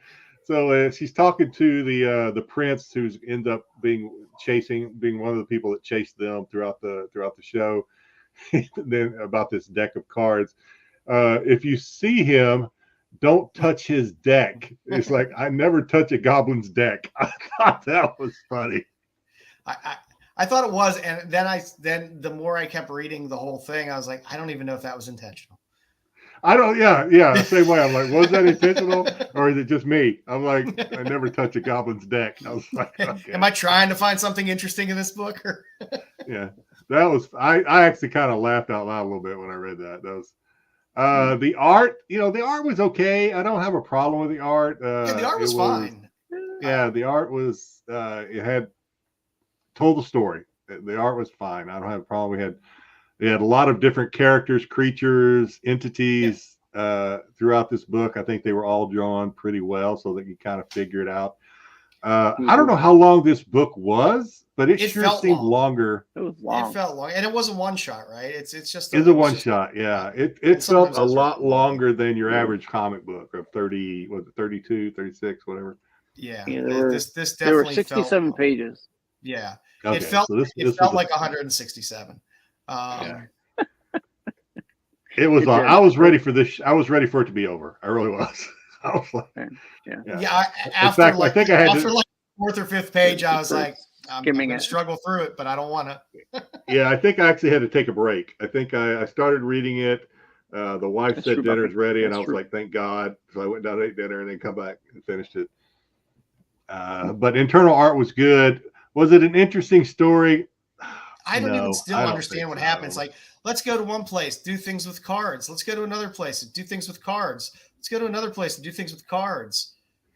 Yeah, I almost think maybe if this hadn't been a one shot, maybe if they had broken it up into 3 issues, maybe it would have been a little better. But for one, by the time you get to the end of the story, you're just tired of reading because it is so long. I learned a valuable lesson. I never want to read Dungeons and Dragons ever again. It's something like I enjoyed, like you. I enjoyed that last movie that they had. I thought it was fun, and I could watch this genre if I'm just sitting back and taking it in. I don't want to put the effort into reading it. Yeah, I thought this was going to be a fun story, but it wasn't. No. It was not fun. No. Which, it takes me to the next slide. Original or a bit familiar. I wish it was familiar. Thankfully, if you keep reading all the way through, you get an advertisement that apparently IDW is coming out with the Saturday morning cartoon Dungeons and Dragons, which is what I hoped this was. Mm-hmm. So I actually had hoped that maybe it was a bit familiar, but it kind of wasn't. It was actually not a fun read at all. Nothing you want to remember. No. Yeah. Keep reading. Well, it was a one shot, so we really don't have to worry about it. But the answer would be no if it wasn't. I would. Keep this is a hard no for me. Yeah. I'll assume there's more in this universe that they write about, but I wouldn't. I was wondering too if maybe there was some, because we've done that before, right? We've read a comic on here only to have someone say, "Well, there's some other things history to it, right?" 2 weeks ago. Yeah, I don't know if there was any history to this one. Maybe there was. It almost felt like there should have been. It did try to explain some of the backstory, but again, you just nothing really happened that was interesting. Things happened, but none of it was interesting. Yeah. And I didn't. It didn't seem. I don't know the progression, and I was like, okay. I mean, there was the part where she's using the cards and these demons are showing up. I was kind of interested in that, but I didn't understand why they were showing up. And then that part's over. Then they go somewhere else, and then something else happens with cards, and then the double cross happened, right? We had the double cross. We had her best friend double cross her, or what was her best friend. So I thought, oh, okay, so that's interesting. But then even that it didn't last long. It just got. I think I like when he would do the cool thing where the hand would come out of the ground, where he'd make the big stone hand, whatever, come grab it out of the ground. That I was like, oh, that's kind of cool, but that's not enough for me. Yeah, I don't know. I think if they had broken it up where we had a little more time to digest each issue, maybe a little bit, but I don't even know if that would have helped. Option meter, dead zero for me. Please, I don't think this thing needs to be out. I was reading it thinking, I always read it thinking about these categories that you have broken out, and option meter was on my mind while I was reading it, because I like to read it while I'm reading it, thinking about would it be optioned while I'm reading it, and I'm like because I'm thinking, okay, well, it's Dungeons and Dragons, it's a one shot, maybe maybe this would make a good if they had some anthology animated story or something. I wouldn't even want to watch that. So zero, never. That's all. Thank God that's over. Hopefully pick something. Now it's time for some trivia with Styx. Damn. What the hell is this? That's me as a Cro-Magnon man. I just came out of the sludge that was We're Man was we're giving created. some people some nightmare fuel to get them ready for some trivia. Ugh, has no lips. Hey, no spoilers. All right, Styx. All right, so welcome to return week of the qualified trivia night. This week is Harley Quinn trivia. It's a couple of different looks for Harley Quinn over the past few years. As always, let's begin. Now, question number one. What is Harley Quinn's first appearance in canon for DC Comics? Is it Batman Adventures number 12? Is it Batman Harley Quinn number 1? Batman Adventures Mad Love? Or Batman Thrill Killer? Okay, so the key word here I'm going to say is comics because she was on cartoons before she was in comics, right? The key word I feel in this question is canon. Can't really. Well, I'm going to say A because that's the one that gets all the love. So if it's not, then news to me. I'll say Batman Adventures 12 because that's the one that everyone always wants.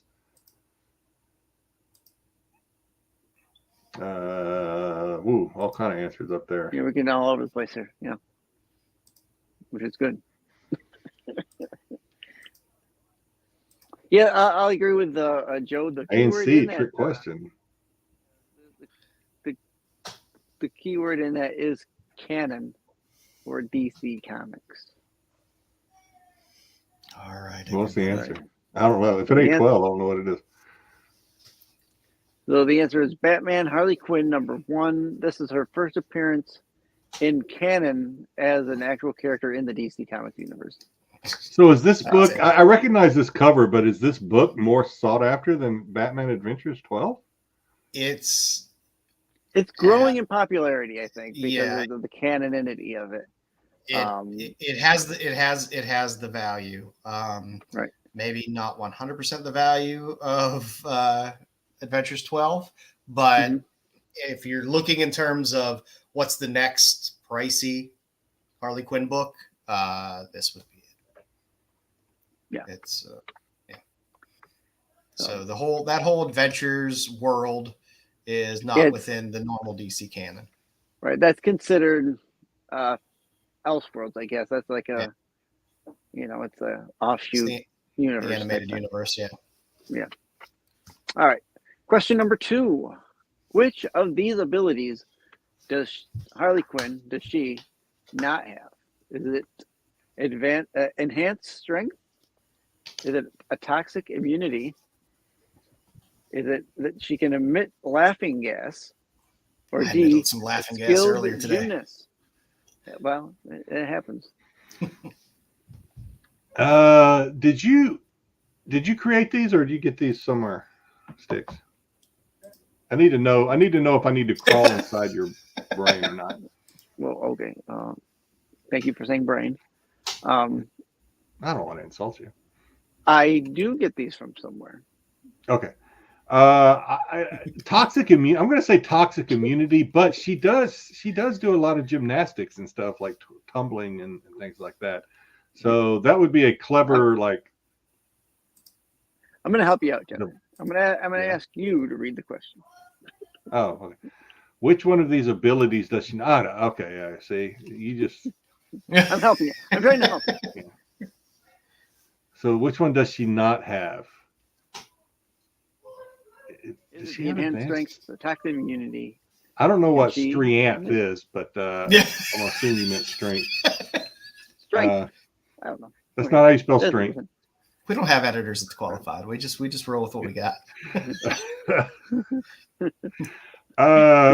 Can she emit laughing gas like from her breath, or does she have like a Joker device that does it? Like you mean like bad breath? It would be her own ability. Yeah. Okay, I'm gonna say advanced strength. Pulling a Duke Lido. Yeah, I don't think she has advanced strength. What does BK say? I don't know if BK and I are on terms yet. I don't know if BK and I are cooperating again yet. I'm not sure. But, You're both saying the same one, so I Well, after you tune me in to what the question actually said, I don't think. Wow, shit. I'll say A, but I wouldn't be surprised if it. I've never seen her emit a laughing gas either, but I'll say A. All right. And your answer is Fuck C. off. She cannot emit laughing gas. Yeah. I mean, I'm sure That's a after lot of Taco decay. Bell, she can emit some sort of gas. It ain't gonna That's make more you laugh. methane than anything. Yeah. Okay. Question number 3. Suicide Squad was Harley's first group affiliation. Was that true or is that false? Did Harley first join? Was her first team to join the Suicide Squad? True or false? I'm gonna say false. Wasn't she with like those birds or whatever they're called? Birds Flock break. of Seagulls? Yeah, wasn't she with Flock of Seagulls when they toured in the 80s? I'm gonna say false because what is it? Prey? Something prey? Birds of prey? Or Oh, something like that? BK's coming at you there, Jedi. Careful. Well, BK say no enhanced strength. Well, hey, don't come at me. It's coming at She you. has strength. Yeah, Strength we don't. is enhanced. We're not quite sure what that is, so it's hard to say she doesn't have it. Yeah, I'm gonna say false on this one because I know she was with Birds of Prey, whether before or after. I don't know. God dang it! No wonder Bruce for calling false sick and true. tonight. All right. Hey, and your answer is false. She was with the Gotham That City one. Sirens. That's what I meant. Gotham City Sirens. That's the one I meant. That's it right there. That's what the one with the They chick, should've put a picture the of girl group. The Bengals. Cranky and Martian. The Bengals. All right. Question 4. What was the controversy with this cover of Suicide Squad #1 from the New 52?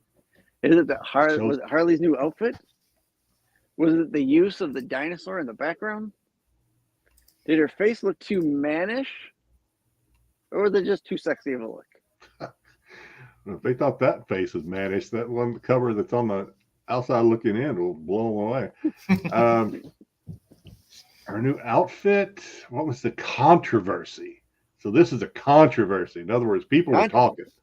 People were. I will tell you that people were writing in, and were very, very angry about this at this time. Okay, can I ask some questions? Absolutely. Go ahead. Prior to this, was she always the jester type costume? Is this the first time she wasn't in her like jester? I can't say to whether or not this was the first time that they had her out of the jester costume, but that might have something to do with it. Okay, I'm gonna say D. She looked too sexy. Okay, what do we got in the chat? Anyone The use of a dinosaur pissed people off. They're like, what's the dinosaur doing on there? Where's my pen? I'm writing my congressman. There you go. Let's see. BK says A. Harley's new outfit. That could be the same thing, right? A and D can kind of be like hand in hand. Maybe. I'm going to stick with D.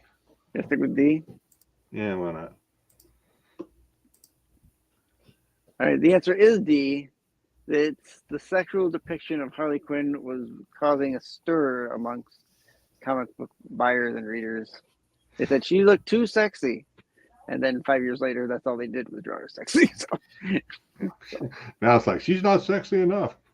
Yeah, There you it's go. hard to believe. Hard to believe that was ever a complaint.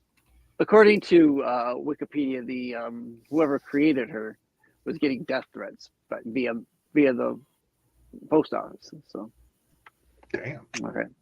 Question number 5, the last question of the night. Which of the following pictures is Margot Robbie? This is kind of a cosplay question. Which Dang, one that of the one on the following right pictures is an actual person. That's not like an AI as generated thing. as an actual person? Damn. Which one of these is Margot Robbie?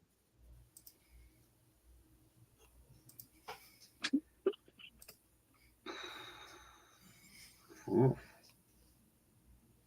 I want to say the one on the left because I didn't even think the one on the right was a real person. Damn.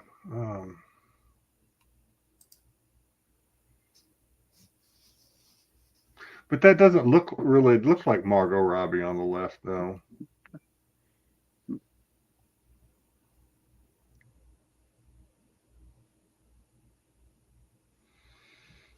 Yeah, is neither? Can you say neither? It's got to be one or the other, right? Well, no, I only asked which of the following. Remember, it's Styx trivia. That's why I asked.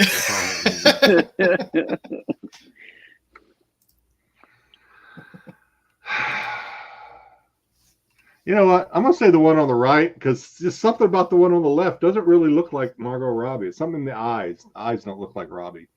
So, but the one on the left don't even look like a real person. But I'll go with the. I'm sorry, the one on the right doesn't even look like a real person. So, All right. I'll say. And your answer is that neither is. Wait a minute! You said that we couldn't say that. Say that. You know what? Your microphone. When I asked you that question, you said something. I saw your lips moving, but your microphone cuts out, which I now think you have a foot pedal that does that on purpose. Styx has a microphone whammy bar. that last one don't count. That last last one don't count. Because I remember asking because I saw people putting neither in the chat, like Brucifer, and I asked the question, and you said I wouldn't do that or something like that. Your lips were moving. Yeah, I don't read lips. Throwing that in there. Yeah, neither of those were Margot Robbie. Thank you for playing along with Styx trivia tonight. Yeah. I hope you had fun. Thank you. Oh, boo. Boo. We love it. We love it. All right. Now we can go through all of these fun covers of Harley. Good, because now I got to make a head call. I couldn't believe how many covers she is actually on. She hasn't been a character for that long. But man, she has a ton of covers. A ton of covers.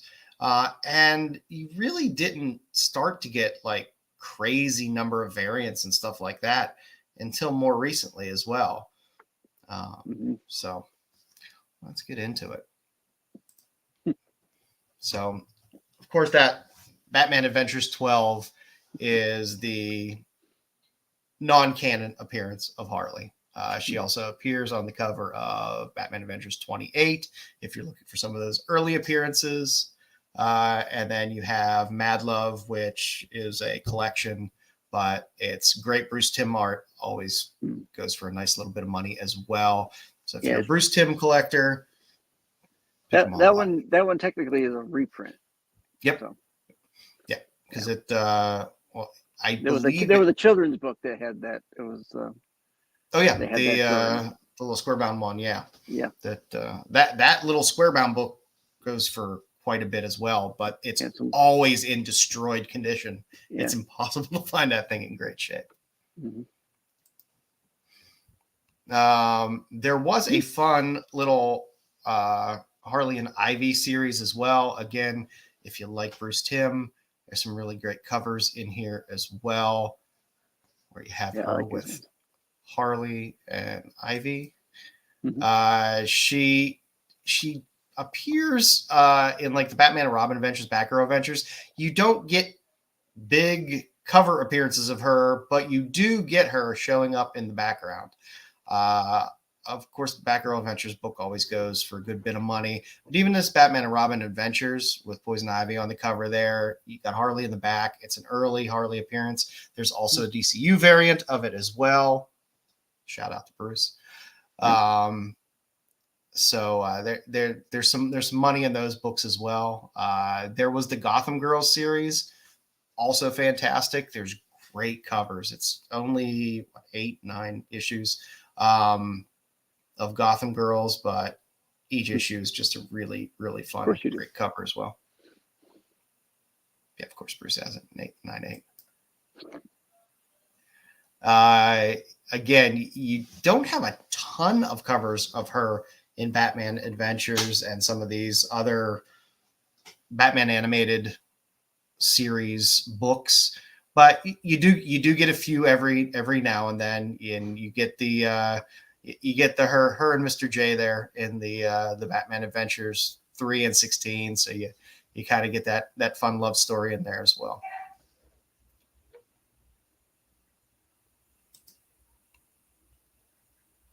I also didn't realize how many of these Batman Adventures and weird variants of the Batman animated series books there were as well going through this. But the Batman Gotham Adventures does have some fun covers of her as well.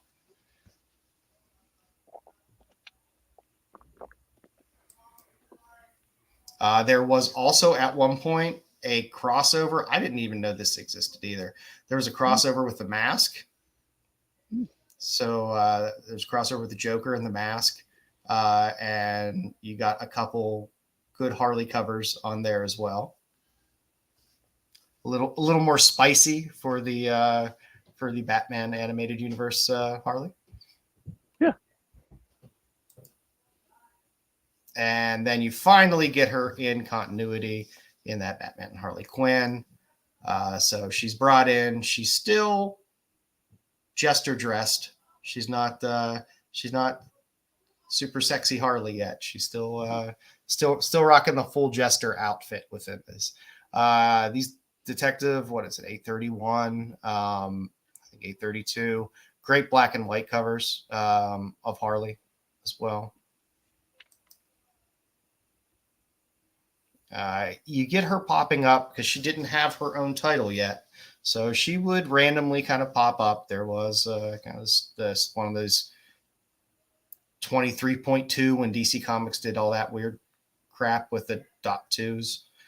There was a Harley cover there. Joker's Asylum, you had a Harley Quinn book there as well. And she pops up in Action Comics. And she shows up in a handful of books as a side character, but she doesn't have a ton of covers early on in continuity.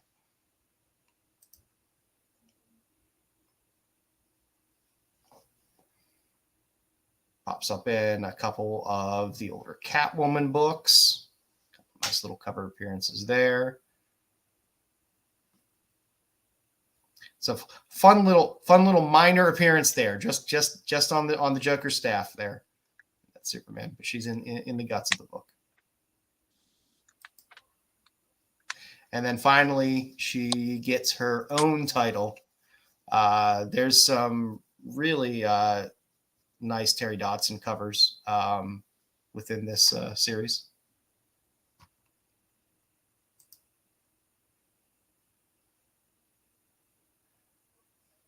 And it's a good run. It runs, 38, 39 issues. And then you start to get a more sexy Harley with your Gotham Sirens. Again, this is her first kind of official team up with a team. She pops in Birds of Prey, but she's not really in Birds of Prey as much. But Gotham City Sirens, and she shows up, of course, in Suicide Squad. But Gotham City chest on that one on the right looks weird. She's headlights. No, it looks like gotta watch your eyes. It's like flat on top. It's sharp. Sharp. Look out. Again, the Gotham City Siren series has some really great covers in it. It's a fun series to get through. That Jim Ballard run of Catwoman is good. And then she pops up in the Suicide Squad, and there's your hot and heavy Harley. She's there with her sexy with her tits out and man face.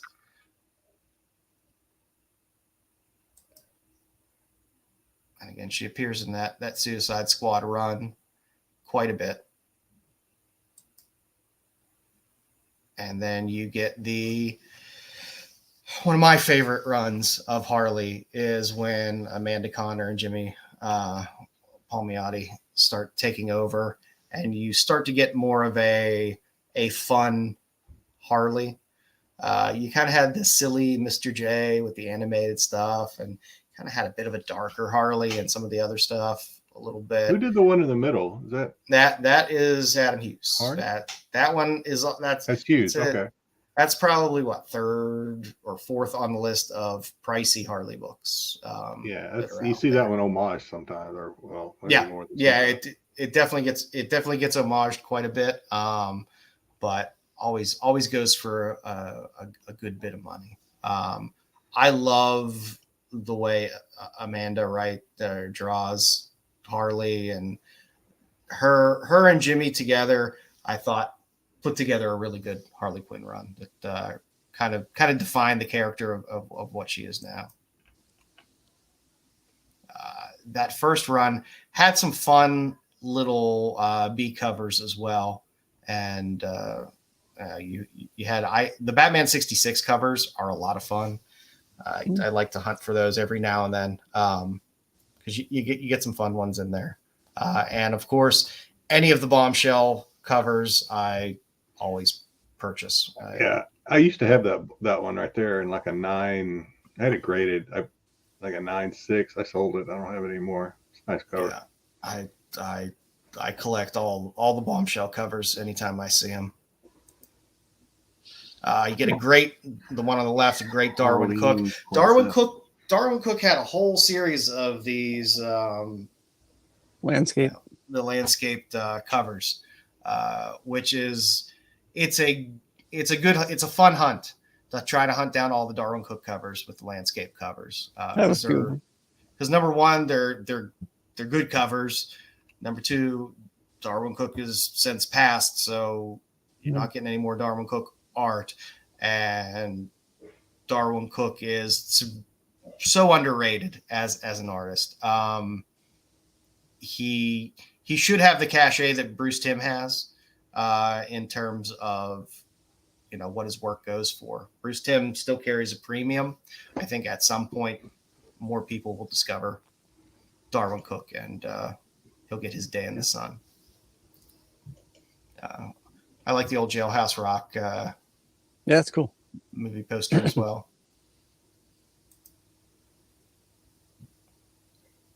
And again, once you started to get into this, you finally started to get some store exclusives. You started to get some more variants.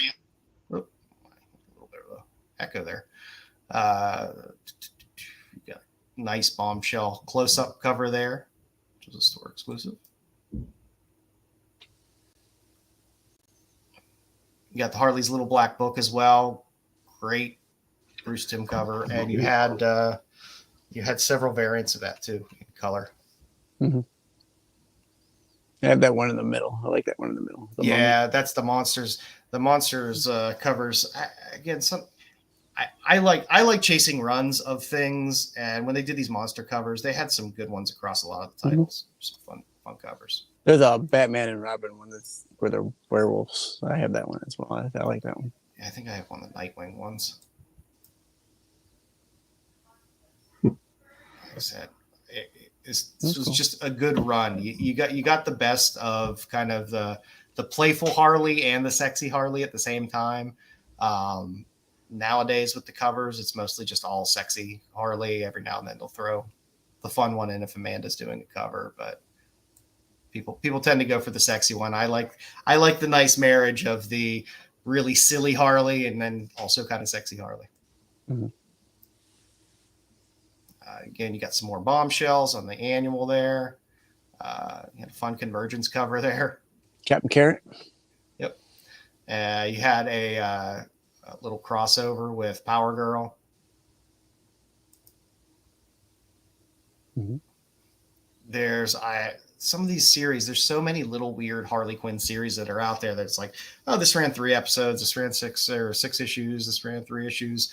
But there is Harley Quinn's Gang of Harleys, which has some fun covers in it as well. There's the Valentine's Day special, which is a good Batman cover on there.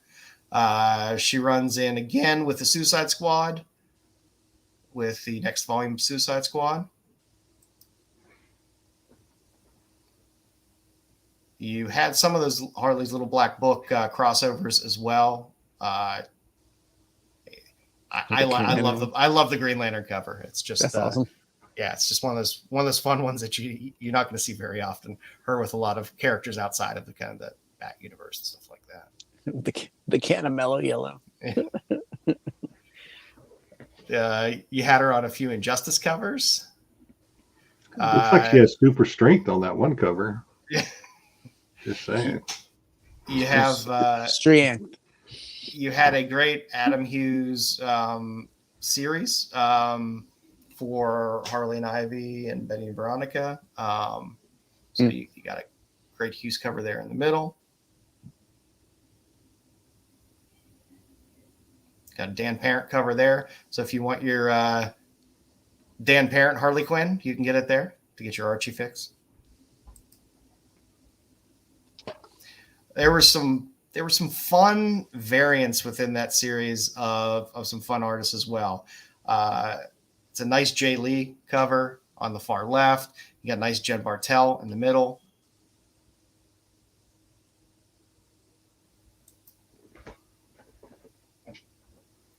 Now's when things with Rebirth is when things got absolutely crazy with Harley. I believe this series had more number ones than I had ever seen at that time with a number one going out. There were so many number one covers and exclusives for this Harley Quinn number one Rebirth. It's crazy. And the first one there, you got a Sienkiewicz cover. The one on the far right, you got an Art Germ cover.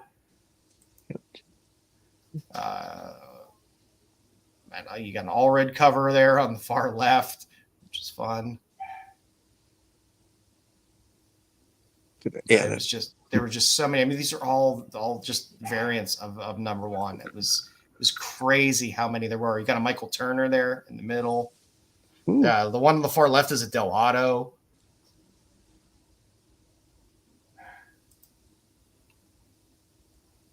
And then within this series, you got one of my favorite artists who did a ton of the covers as well. In a lot of this run, you would have Amanda Connor do the A cover, and you would have Frank Cho B covers. The Frank Cho B covers are always hilarious. I love all of them.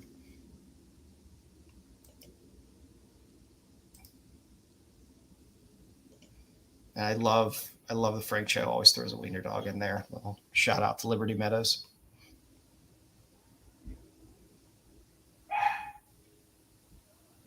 Frank Cho, like Amanda Connor, always seems to be able to capture kind of the sexy yet also funny side of characters when he's drawing them.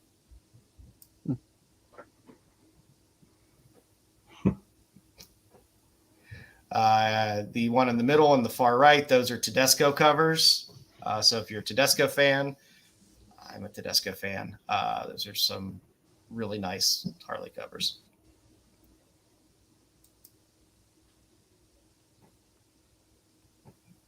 You got Hughes there in the middle, Derek Chew there. I think they're bookended. I think those are both Derek Chews on the left and the right.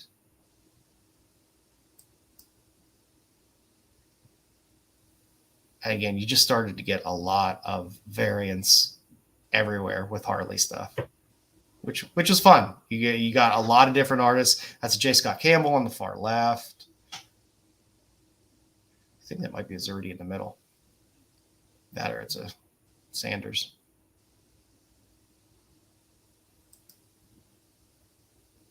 You had the Harley Quinn and Poison Ivy series that had a handful of connecting covers, which were fun, of Harley and Poison Ivy, which was fun.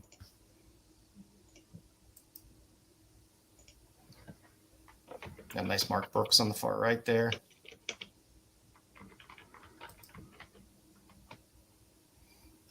Yeah, a few little one-offs here and there. Yeah, Tis the Season to Be Freezing. Fun little cover there. The that Night Terrors, when Night Terrors had the little series there. There was a Poison Ivy that had a nice Harley on the cover. She also popped up in the most recent run of Catwoman.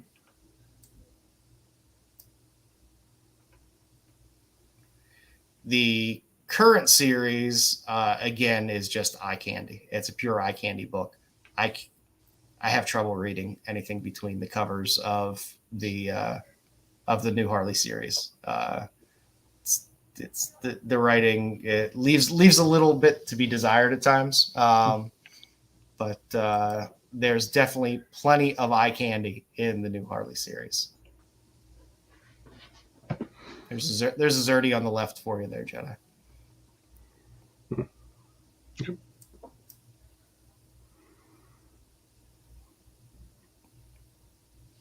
But they've definitely started to let a lot more artists get in there and run through a lot of these. Warren Lau has been doing a lot of exclusives for Harley. Who's that on the right? Is that Sosa? Yeah, it says Mike on the far right. That's Hughes in the middle, and it's Warren Lau on the left.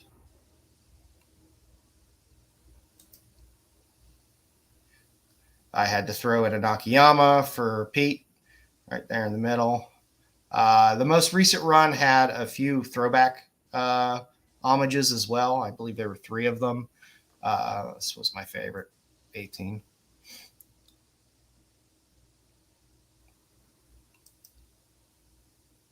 I got some lyrics there in the middle. It doesn't look like Harley, but I still love this Warren Lau cover on the far right. Damn, so real looking. Yeah. I must admit I do have a copy of that.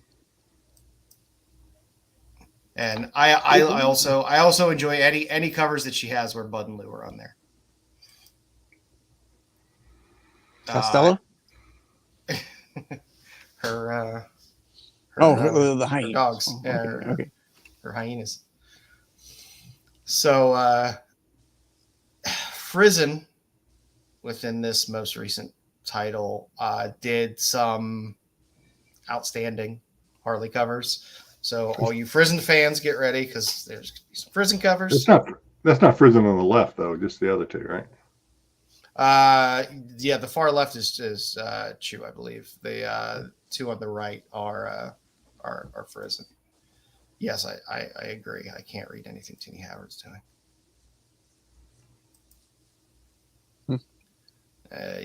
Bookended some Frizens there around a Sweeney Boo cover. I had to throw in the Sweeney Boo cover just because it's a Zatanna cover. I have a soft spot for any of the Zatanna covers.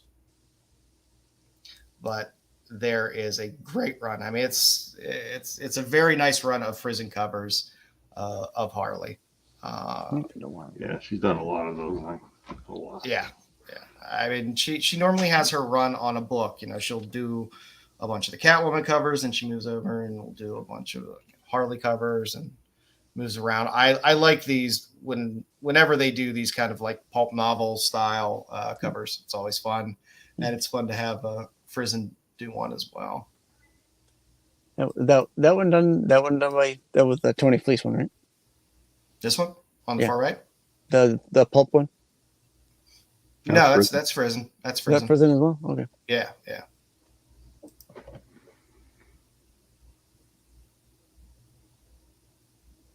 Yeah, like I said, if you're a Frizen fan, there's plenty of Harley there to pick up that's newer and recent. None of this stuff is that old, so it's all very accessible. There's the dinosaur again. Yeah, it's a good dinosaur cover. It's not Frizen. I don't know who that is. It's not Frizen. No, the middle one's not Frizen. It's Matahani, I believe, or something along those lines. And then I just wanted to grab some fun random ones. There's the Harley Quinn Uncovered one. I like Crisis homages, especially if they're a little bit funny. So that's always a good one. Can never go wrong with Bruce Timm. I believe the first giveaway I had on the show, I gave away this book in the middle there, the Harley Quinn 30th anniversary, the Bruce Timm one. Mm-hmm. You got another Frizen on the far right there. I'll give it to her. So, some of the covers look a little derivative, but she still mixes it up.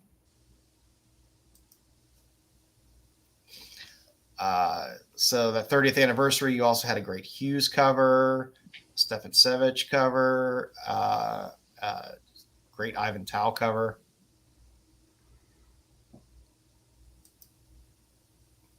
And then to kind of close things out, if you want to go Elseworlds again and get your Harley fix of a different type of Harley, I highly, highly, highly recommend reading any of the Curse of the White Knight books, any of the Murphyverse of the Batman stuff is fantastic.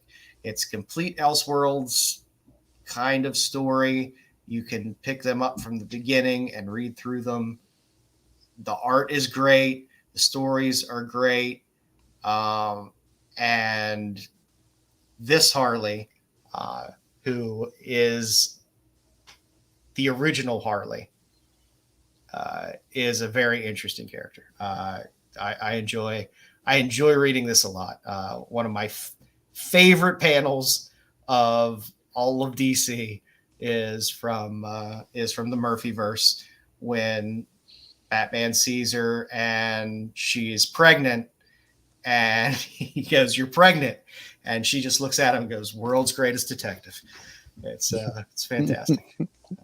It's good stuff.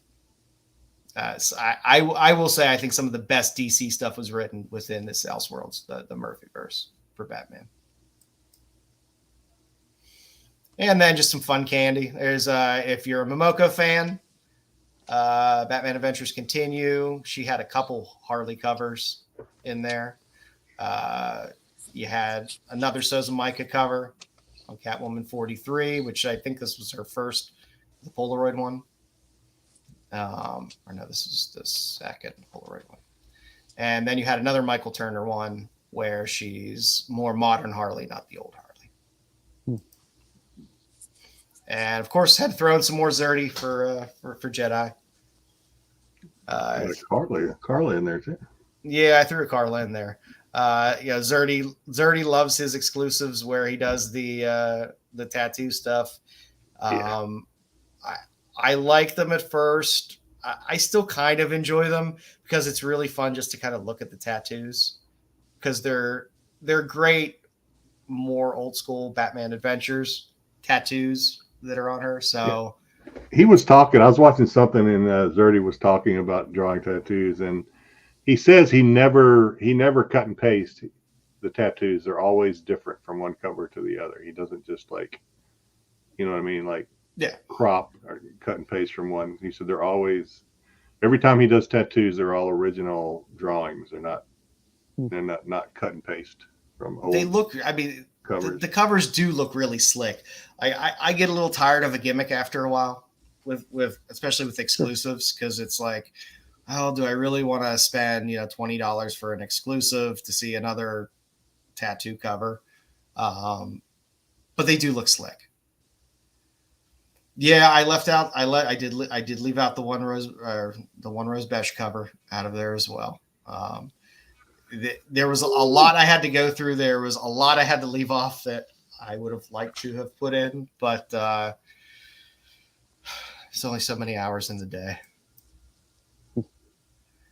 I did throw in a Lobos in there. I did throw in a Greg Horn, and I did have to throw in a Will Jack in there as well. So,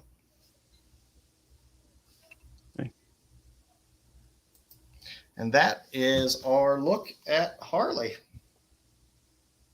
Whew.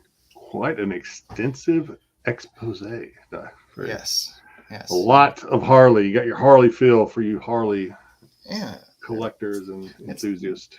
It's fun to walk through and see all the different looks and team ups and personas of Harley.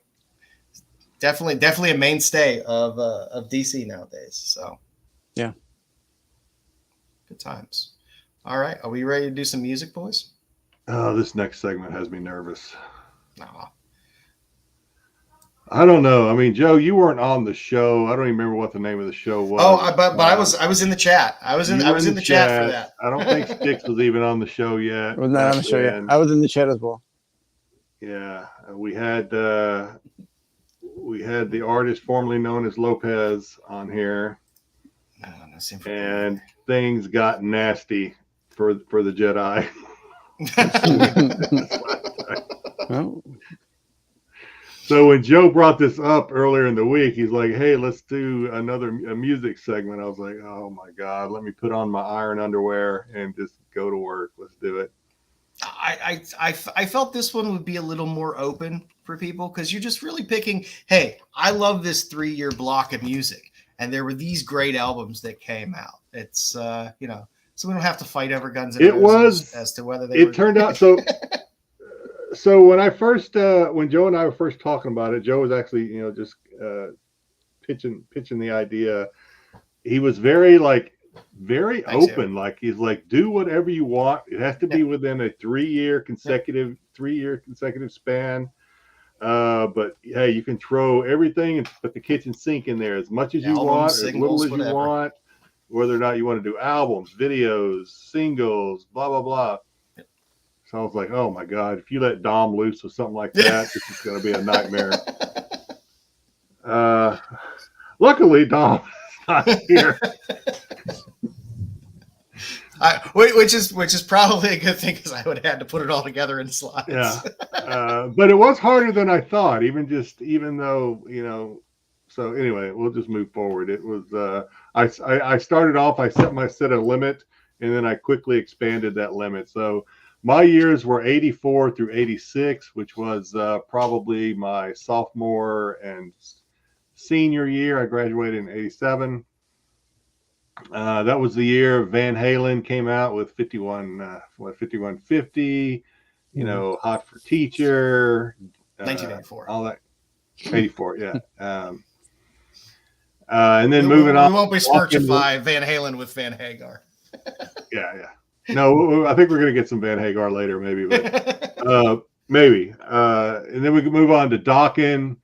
I've talked about Dokken being one of my favorite bands before. So I naturally, when they came out with Tooth and Nail, that was definitely going to be on there. Autograph, Turn Up the Radio, kind of a one-hit wonder. Autograph was. I think they did have a couple more albums, but Turn Up the Radio was their one and only real hit. But it was a good one. In the 80s. It's a song that I still listen to today, actually, Turn Up the Radio. So it was a good song. It was a good one hit. It's played a lot. Yeah. Quiet Riot, probably not their second, this is probably their third album. It was probably their second album that actually, they were kind of still riding the waves of Metal Health. This has got Mama We're All Crazy Now, which was also done by Slade. But this is not as good as Metal Health, but still, I'm a big Quiet Riot fan. Twisted Sister, one of the more underrated albums, I think, that came out. Obviously, you've got We're Not Gonna Take It, but there's a lot of good songs on that album as well. Mm-hmm. Rat, Out of the Cellar. Great album. That was a great album. Bon Jovi. This has got Runaway. I still think Runaway is probably Bon Jovi's best song to this day. I still love that song to this day. It's a good song. This is kind of early Bon Jovi. Dio, Last in Line. I've told the story before. Me and my brother went out and we went to Walmart and bought the cassette. We popped in Last in Line, and it started off. It's got that slow intro. And we just kind of looked at each other like, what the fuck did we just buy, man? What is this? And then it hits, and we're like, "Oh!" We're just like slamming our head against the dashboard of our Grand Prix, 1976 Grand Prix. Nice. Kiss, big Kiss fan. Not a huge Kiss fan, but I do like Kiss even after they took the makeup off. I like this. I like Kiss. Scorpions, Love at First Sting. I fell in love with this album cover along with the. Along with "Rock You Like a Hurricane" and a lot of the other songs on here. At that age, there was a lot of eye candy on an album. Yeah, this was hot. This was in the days before internet porn and all that other stuff. This was hot back then, So yeah. Then we have Sammy Hagar. Basically the song on the "I Can't Drive 55." If you don't know that song, then I don't know where you've been. Everybody knows that song. Purple Rain. This is the album that made me expand from 10 to 15 albums for this year because I had to have Purple Rain on here and I couldn't get it to fit. So I said, screw it. I'm just going to add more albums. So Purple Rain, great. Probably one of my favorite albums as well. Yes. I think that was on one of the albums I would take on a desert island segment that we did. I think I had Purple Rain on there. Steve Perry, Oh Sherry. I love Journey. My kids will tell you Journey is probably, my kids would tell you Journey is my favorite band. I mean, probably I would tell you it's Quiet Riot, but I listened to a lot of Journey as when my kids were younger, when we would be driving to the beach and stuff. So they know Journey.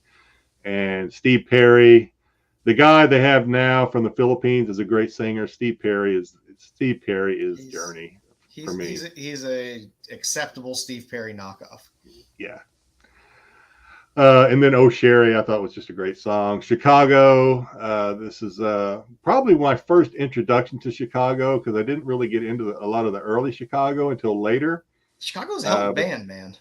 Chicago was, yeah, they had great horns, but earlier they had a lot of great horns in their earlier stuff. But this is where for me at least, where I started listening to Chicago and shoot, I can't think of the guy's name now, but yeah. And then what is this? This is the Cars, I think. I think that's the Cars. Yes, it's later Cars. I actually have some Cars on mine as well. Yeah, so the Cars, we don't have time obviously, the top 40. Yeah, so I like listening to the Cars. Cars is by no means one of my favorite bands, but this was a song that I listened to a lot, growing up. So 85, Motley Crue, Theater of Pain, Smoking in the Boys' Room. AC/DC, Fly on the Wall. My brother would kill me if I didn't have at least one AC/DC album on this list. Yeah, you gotta have it on there. Continuing on with Bon Jovi, and then Night Ranger, Sister Christian, all that kind of stuff. Night Ranger is a good album. Heart, I listened to a lot of Heart. I'm not ashamed to say I listened to Heart. That's all right. This is kind of more, I don't know, maybe I was dating somebody at the time and I don't know, had my heart broken. Maybe Rat, Lay It Down, all that kind of stuff. Kiss, more Kiss, came out with Asylum. Tears Are Falling, I think, was on this album. Wasp wasn't. I tried to be a fan of Wasp, but Wasp was a hard band for me to like until they came out with Blind in Texas. I like that song a lot. I think that's what this album had, Blind in Texas on it. And then this ended up on there twice, but I don't think I think we already covered that one. Y&T, another kind of Y&T had a lot of songs that were really good, but this one I think had Summertime Girls, which was just kind of a summer song, I'm familiar with them. Summertime Girls was a good song. Probably the only Y&T song that I can really remember off the top of my head, but I think they had others. There were Y&T fans out there. Phil Collins, this was a song that probably everybody was listening to on the radio. Loverboy, this is another album that I listen to this day. I was still just listening to Strike Zone probably earlier this week as I drove around. And then Run DMC, one of probably my favorite rap duo or trio.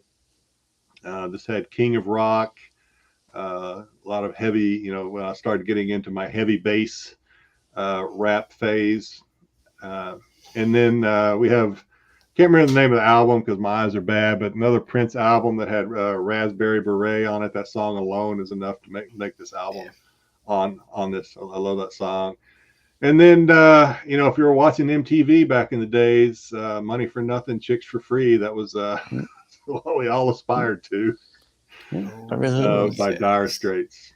That's funny. I have a Dire Straits album on my list as well. David Lee Roth. This is just a fun album.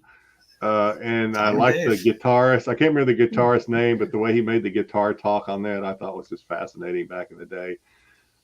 Judas Priest. My brother was probably more of a Priest fan than I was, but I did like this Judas Priest album. Like Cinderella. Didn't have a nice tight leather vest. Yeah, no, I didn't have the studded leather vest with the bracelets and all. I didn't do all of that. I did go to a school in Texas, so I had to be careful how far I went. Cinderella, another good band that I didn't like a lot of Cinderella songs, but I did like this album for the most part. Rat, I was a big Rat fan, still am to this day. Now we get into Sam. This is Van Hagar, right? If I remember right. Yes. To me, I think they should have changed the band's name when Hagar came over. And I know it was right there, Van Hagar. I don't know why you couldn't do it. And I know people like the Hagar Van Halen, and it's fine. I do too. I like him. But I prefer Van Halen. I prefer David Lee Roth. If you listen to Hot for Teacher and then listen to something that Sammy Hagar is singing and Van Halen, you're like, yeah, I gotta go back to Diamond Days. Sammy Hagar had some great songs. Single, like he did the Fast Times at Richmond High. He did the song Metal for that movie. I can't think of the name of it now, but anyway, Sammy Hagar kind of mellowed out, I think, when he joined Van Halen a little bit. His solo stuff was heavier, I thought, but I don't know why they didn't change the name. I mean, Eddie Van Halen was a little bit of an egomaniac. I think he was kind of the alpha personality. He probably wasn't going to allow it. So Poison. Styx likes Poison because he wants CC DeVille on his band. I do. I like Poison growing up. I like later Poison stuff too. They had some good stuff even after they kind of lost their grip on fame. Eddie Money, liked Eddie Money a lot. He got me through some tough times. I like Eddie Money. Rest in peace. When I got dumped. Ozzy Osbourne. I got to have Oz on there, at least one. Queen. This was kind of my first introduction into Queen too. I didn't know a lot of the early Queen stuff until I'd listened. This is pretty much the soundtrack to Highlander. This album. Yep. So great songs on here. Kind of introduced me to Queen and got me go back and listen to some of the earlier stuff too. Like I said, Journey, big Journey fan. Again, Bon Jovi. The thing about Bon Jovi is I always felt like Bon Jovi, love them or hate them, they adapted well as kind of music trends changed. They kind of changed with it, which I think really helped them. I feel soft now. I feel soft now, being like, I loved. They're almost country now in a way, but I don't even know if they're still making music. But I think so. And then we got Genesis, the video for shoot, what was the claymation video they did with Reagan and shoot. Land of Destruction or World of Destruction? Somebody in the chat. Land of Confusion. Land of Confusion. Land of Confusion. Yeah, that claymation video alone is enough to get this album on there. I can't count how many times I'm sure I saw that. Genesis was a tight band. I mean, they were a good band. 38 Special, great Southern rock band that I again listened to earlier this week. I did not grow them. They have so many good songs that it's hard to even keep track. Tesla's a great band. Modern Day Cowboy, etc. Georgia Satellites. I don't know if anybody even remembers Georgia Satellites except for me sometimes. I still listen to Georgia Satellites a lot, actually. Probably of all the bands I've listed on here so far, I probably listen to Georgia Satellites more than on Keep Your Hands to Yourself, Battleship Chains. Just a great country Southern rock style band. I'm sure they're not doing anything, but probably one of the better bands of the rock bands of the 80s that not a whole lot of people were listening to, other than they had that Keep Your Hands to Yourself song. Yeah, I'll listen to that, and then I move over to some George Thorogood. So that's all. We'll leave it with it. How many 60-year-old ladies have a slippery when wet tattoo? Probably too many to count. Probably too many, and the placement of that tattoo is very questionable.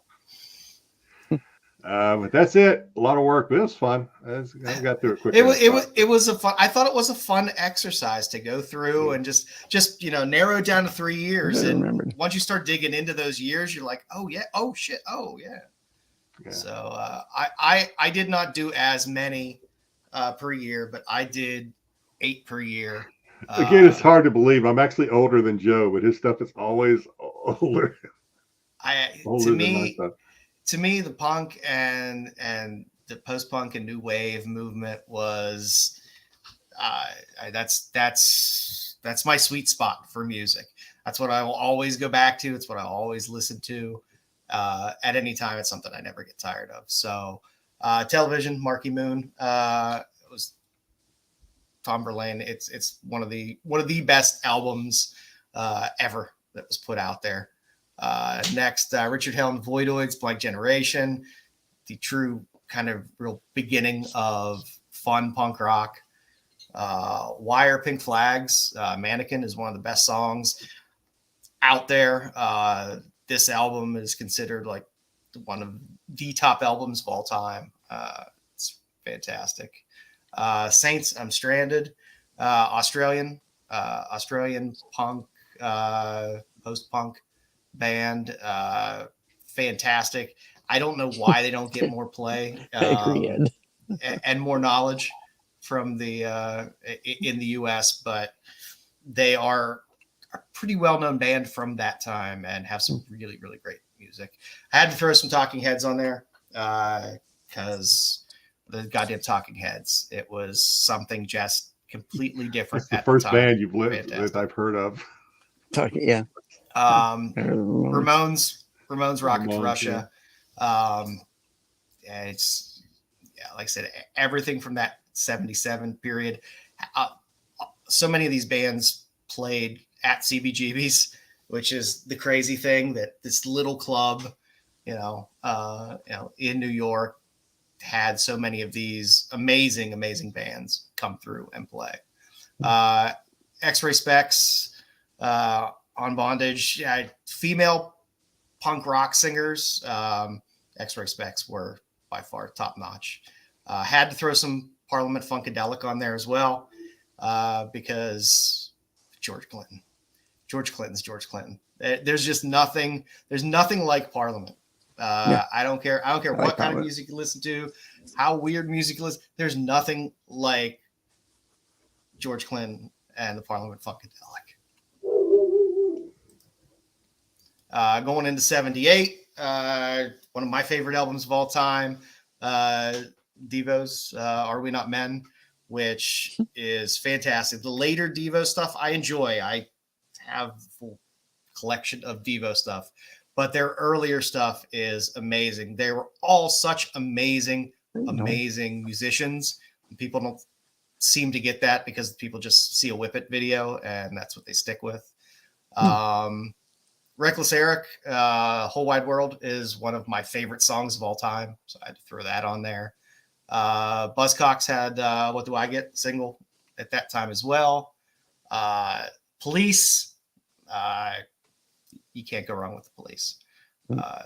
Probably one of the most talented 3-person bands that you'll see out there that had such a extremely short-lived career.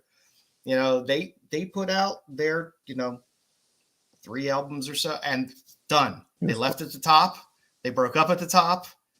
Sting went and did his thing. Stuart Copeland went and did his thing. Andy Summers went and did his thing.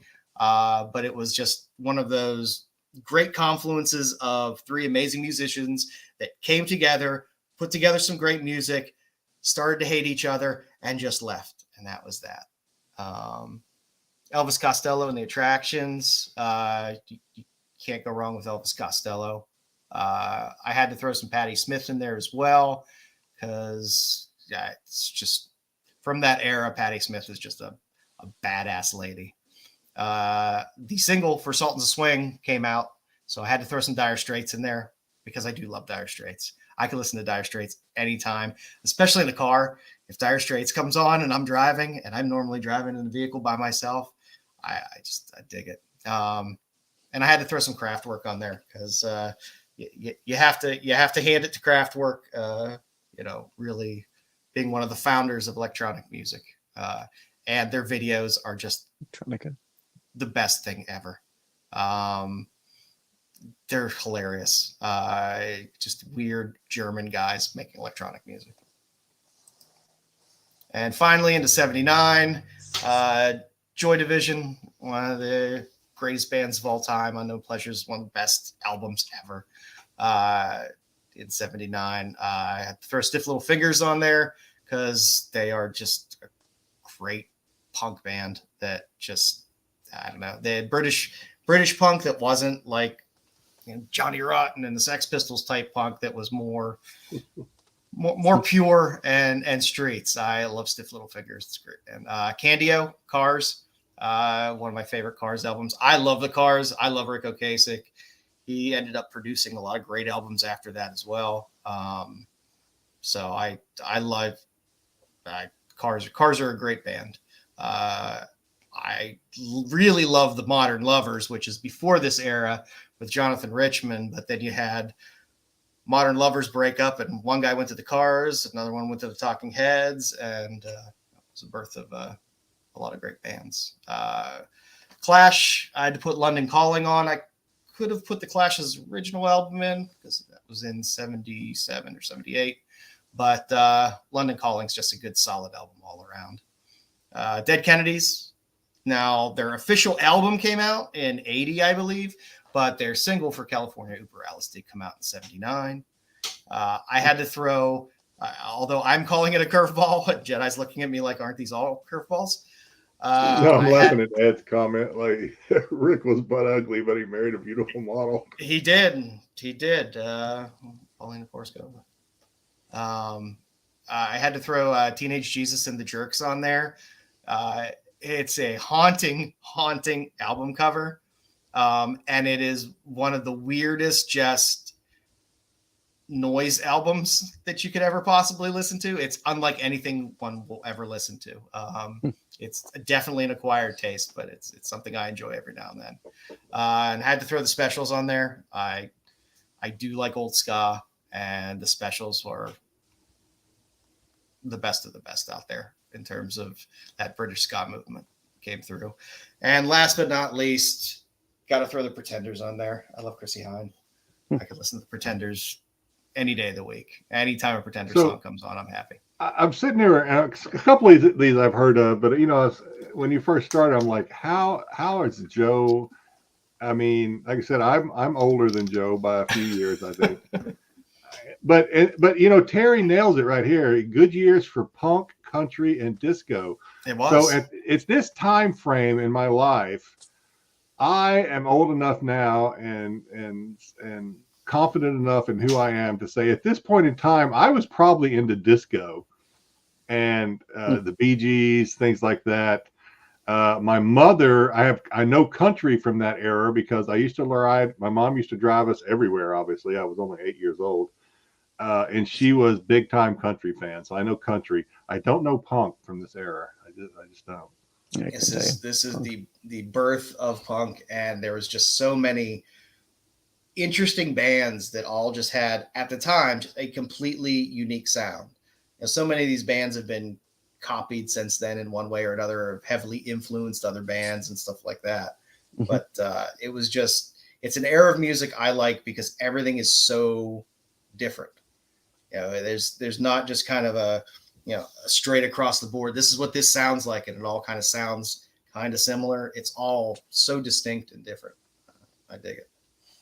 Yeah. Next, are we going to do, because Bruce forgave us his picks, and then, of course, he got sick. We hope he's feeling better. So we told Styx to cover Brucifer's. I can go through these. Yeah, absolutely. I mean, 91 through 93. I mean, this is my last year of the high school, first year of college. Pearl Jam. Great story about Pearl Jam that I have is me and my buddy. I can't remember what album it was, but we were in the middle of freaking nowhere, and we stopped at the store because my friend like, oh, the new album came out today. Let's try and find and pick it up while we're out here.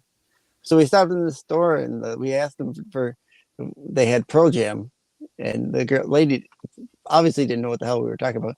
She sent us back to the jam section. Oh, yeah. That's not what we want, lady. So there was a no-go for that. Pearl Jam had some great music, of course, and then he moved into Iron Maiden. At this time Bruce loves his Iron Maiden. I think this is when they were kind of winding down by this time, weren't they? Or did they have a couple more albums after that? Maybe one more after this one. That's But my they were brother. still a hot tour commodity. Yeah. Even at this you point. put a huge freaking Eddie on stage and Yeah. people show up. Temple of the Dog. I don't really remember too much about Temple of the Dog. I think there was one song that they had that I can probably know if I heard it. Sorry, Bruce. I don't know too much about these Stone Temple Pilots. I remember seeing them on. I think they had the MTV Unplugged. I think they were on that one. Stone Temple Pilots were a good band. So, Megadeth. The guy was Joey. Is this the Symphony of Destruction album, or is that a different album? Is that this one? I think That's a different album. This one's I can't think of the name of this one. He had it written, but I was just grabbing pictures. I'm not paid enough. I'm not paid enough to do pictures and words. Get one or the other. I think the lead singer's name was Joey. Ballad. No, it's Dave. Dave Mustaine.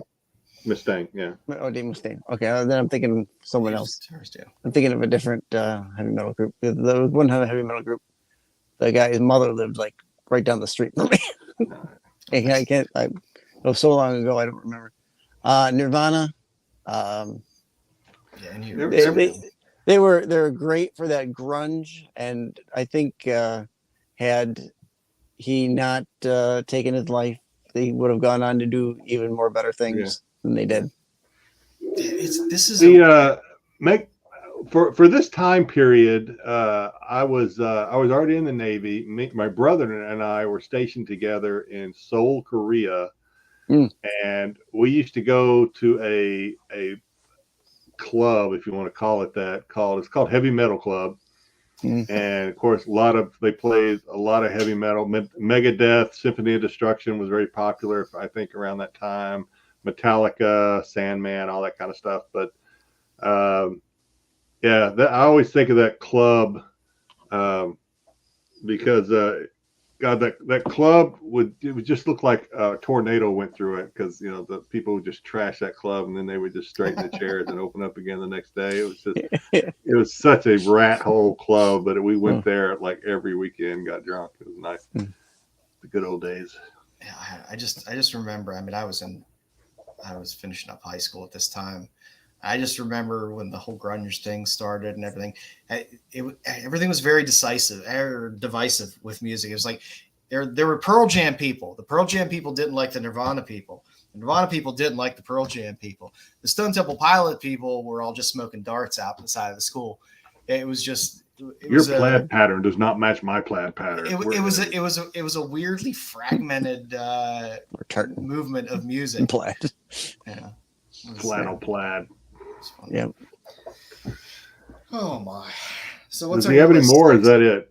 This is what Bruce gave me. Oh, that's all he gave. Okay. Yeah. Good. Styx, you want to add a few I'll just go over like for my era for music. When it comes to music, obviously I'm a big Styx fan, so you get that 70s, even the early 80s stuff when Dennis was still part of the group. Some of the stuff now that they put out with the new singers, they're pretty good. I like them, but it's nothing like when Dennis was there for me. But as far as like music goes, like growing up, my parents were big Beatles fans, so we always had Beatles. Remember, Styx, you have to pick 3 years. Yeah, I know. Well, yeah, I know. It's kind of hard because of the. When you're 355 years old, 3 years. We went from graduating high school to I lived. I mean, I could give you the name of the first bard that was walking down the street in Rome, and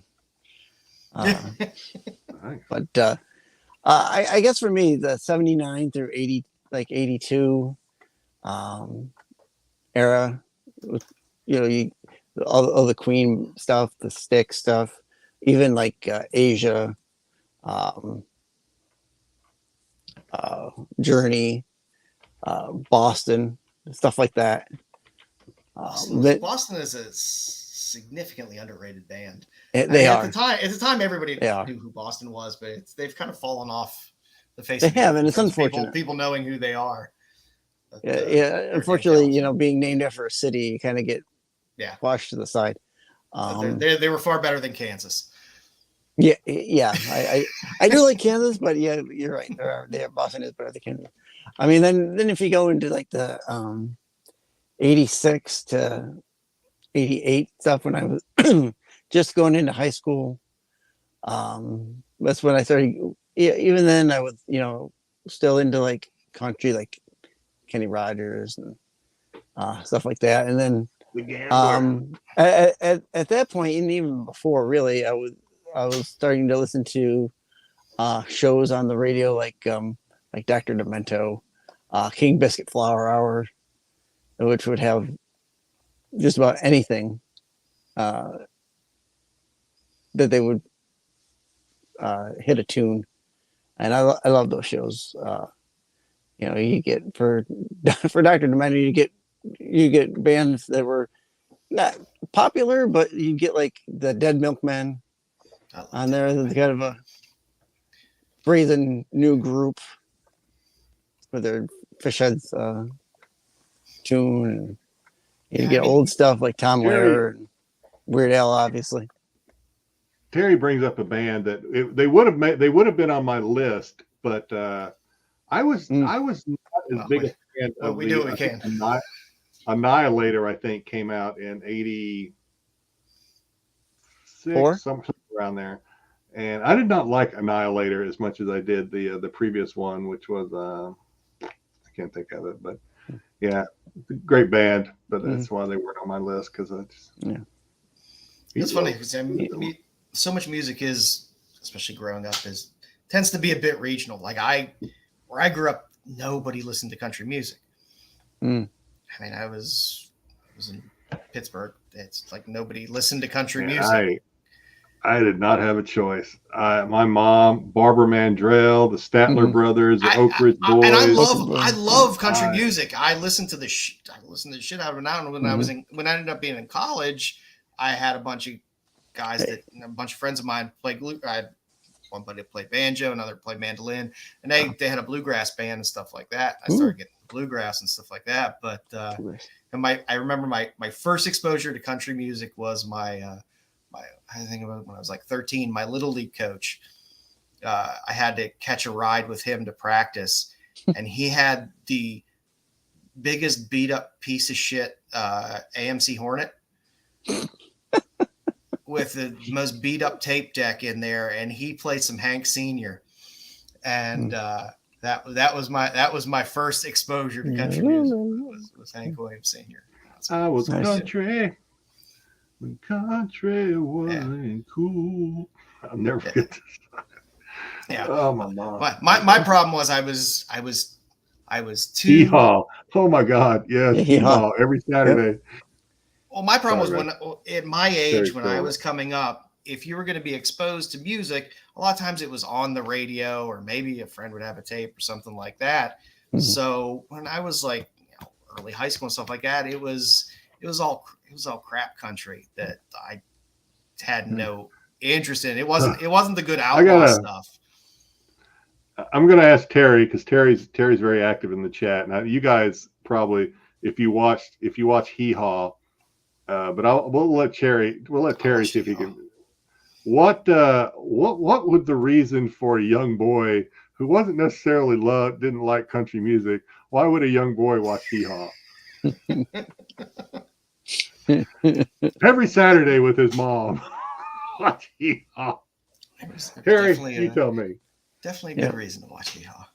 Yeah, a couple good reasons.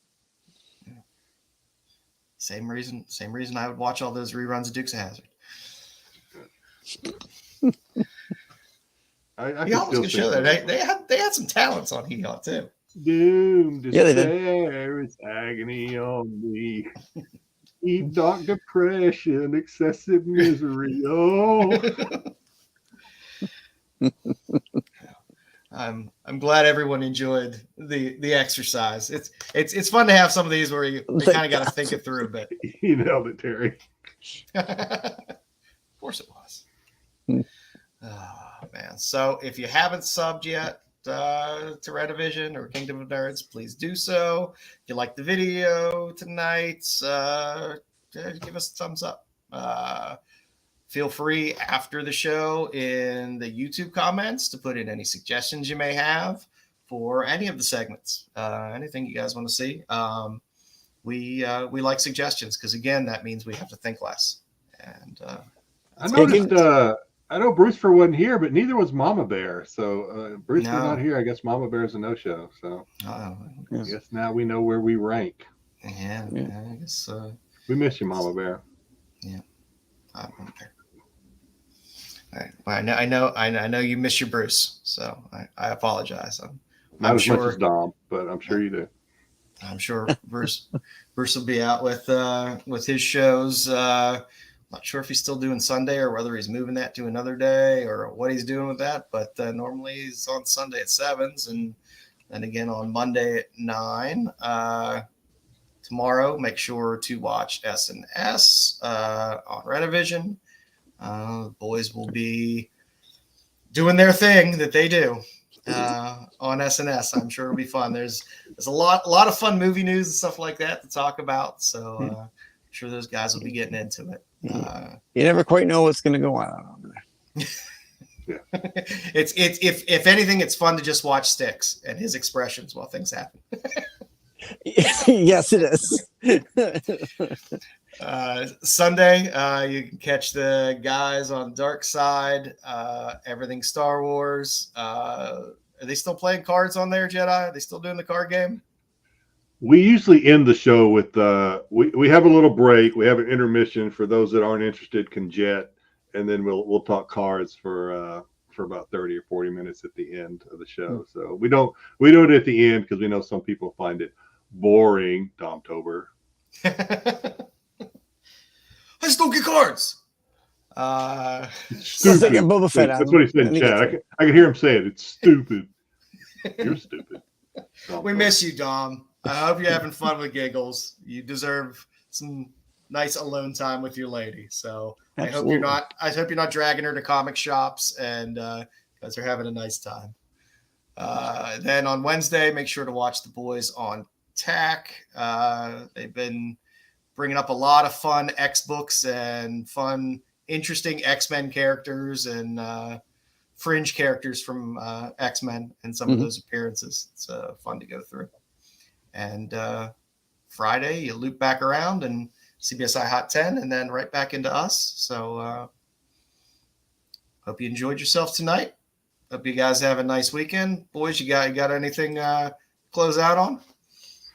Wow, over 2.5 hours. Who would have thought? I thought it would be a shorter show without Dom and Bruce for yelling at each other, but we dragged it out. So we did it. Yeah. It worked. We appreciate you all hanging in there. Yeah, have a good weekend, everybody. With our short staff tonight. And I hope you had fun. And we will see you next week.